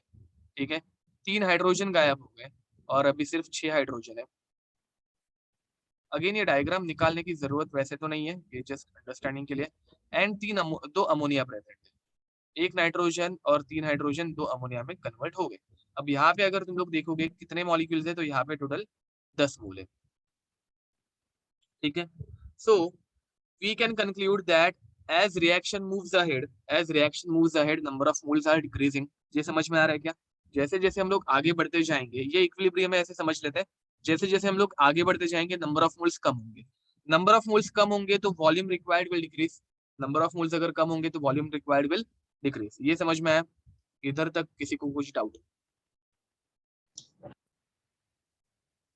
ओके, सो गाइस अब मुझे बताओ, अगर मैं इसके ऊपर प्रेशर अप्लाई करना स्टार्ट करूँ, अच्छे से सोचना ये, अगर मैं फर्स्ट सिनेरियो में ही इसके ऊपर प्रेशर अप्लाई करना स्टार्ट करूँ तो वॉल्यूम कम होगा। अब अगर वॉल्यूम कम कर रहा हूँ मैं तो रिएक्शन कौन से डायरेक्शन में शिफ्ट होगी?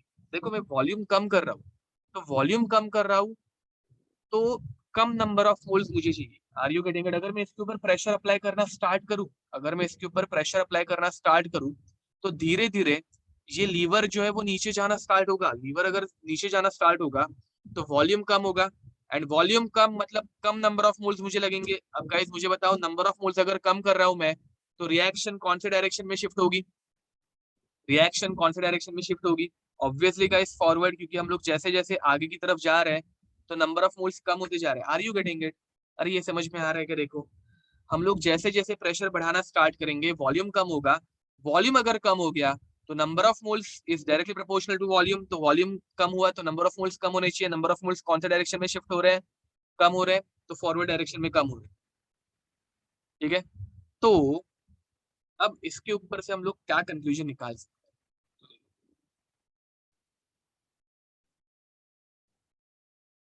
अगर प्रेशर और वॉल्यूम ये इनवर्सली प्रोपोर्शनल है एंड वॉल्यूम और नंबर ऑफ मोल्स ये डायरेक्टली प्रोपोर्शनल है, तो हम लोगों को ये इतना समझ में आ रहा है। ये देखो, ये समझ में आ रहा है क्या? Pressure is inversely proportional to volume, pressure बढ़ाओगे वॉल्यूम कम होगा, and volume is directly proportional to number of moles, तो वॉल्यूम अगर कम होगा तो नंबर ऑफ मोल्स भी कम होंगे, तो pressure is inversely proportional to number of moles. ये समझ में आ रहा है?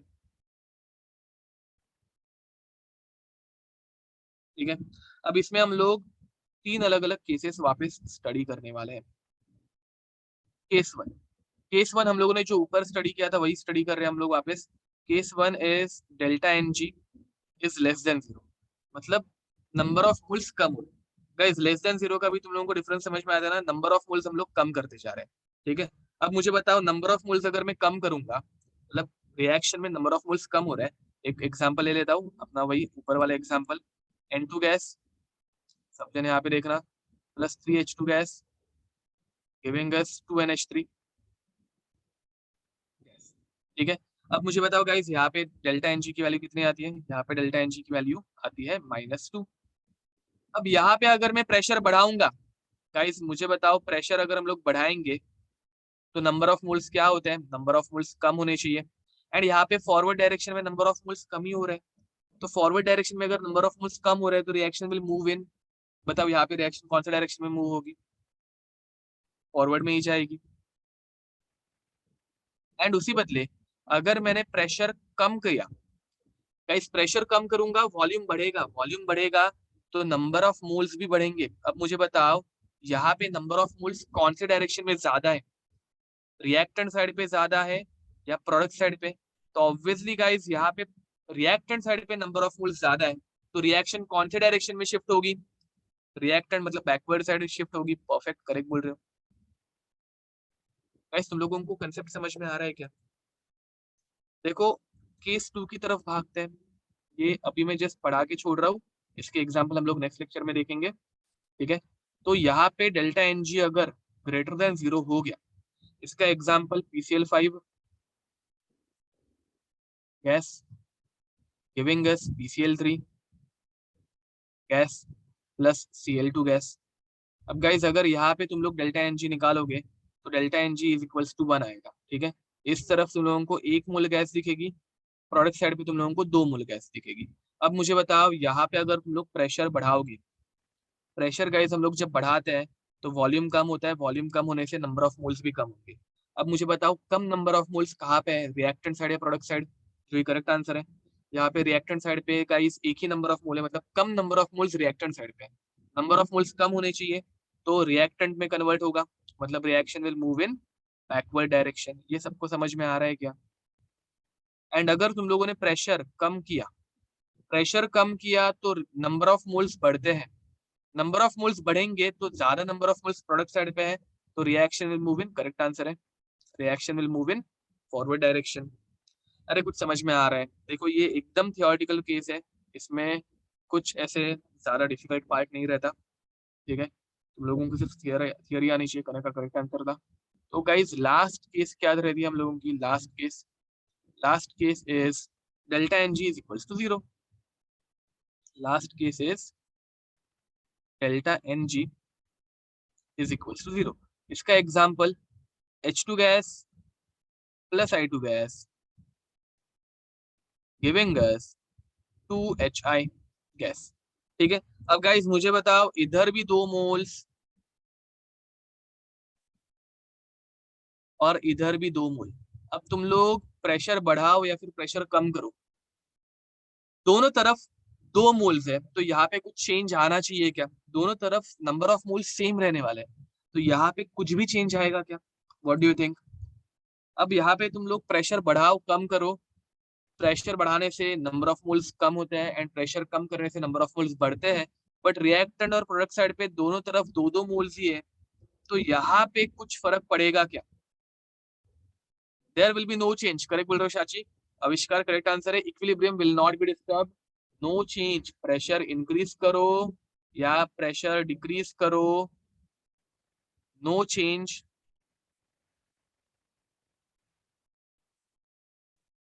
Equilibrium, no change. Equilibrium is not disturbed. Getting it or not? Guys, इनके ऊपर बहुत अच्छे अच्छे क्वेश्चन बनते हैं, तुम लोगों को होमवर्क में इनके ऊपर क्वेश्चन में दूंगा भी. ठीक है, तो ठीक है गाइस, ये लिख दो. And with this we can say that our lecture is over. ठीक है, till then see you next time. Bye bye and God bless you.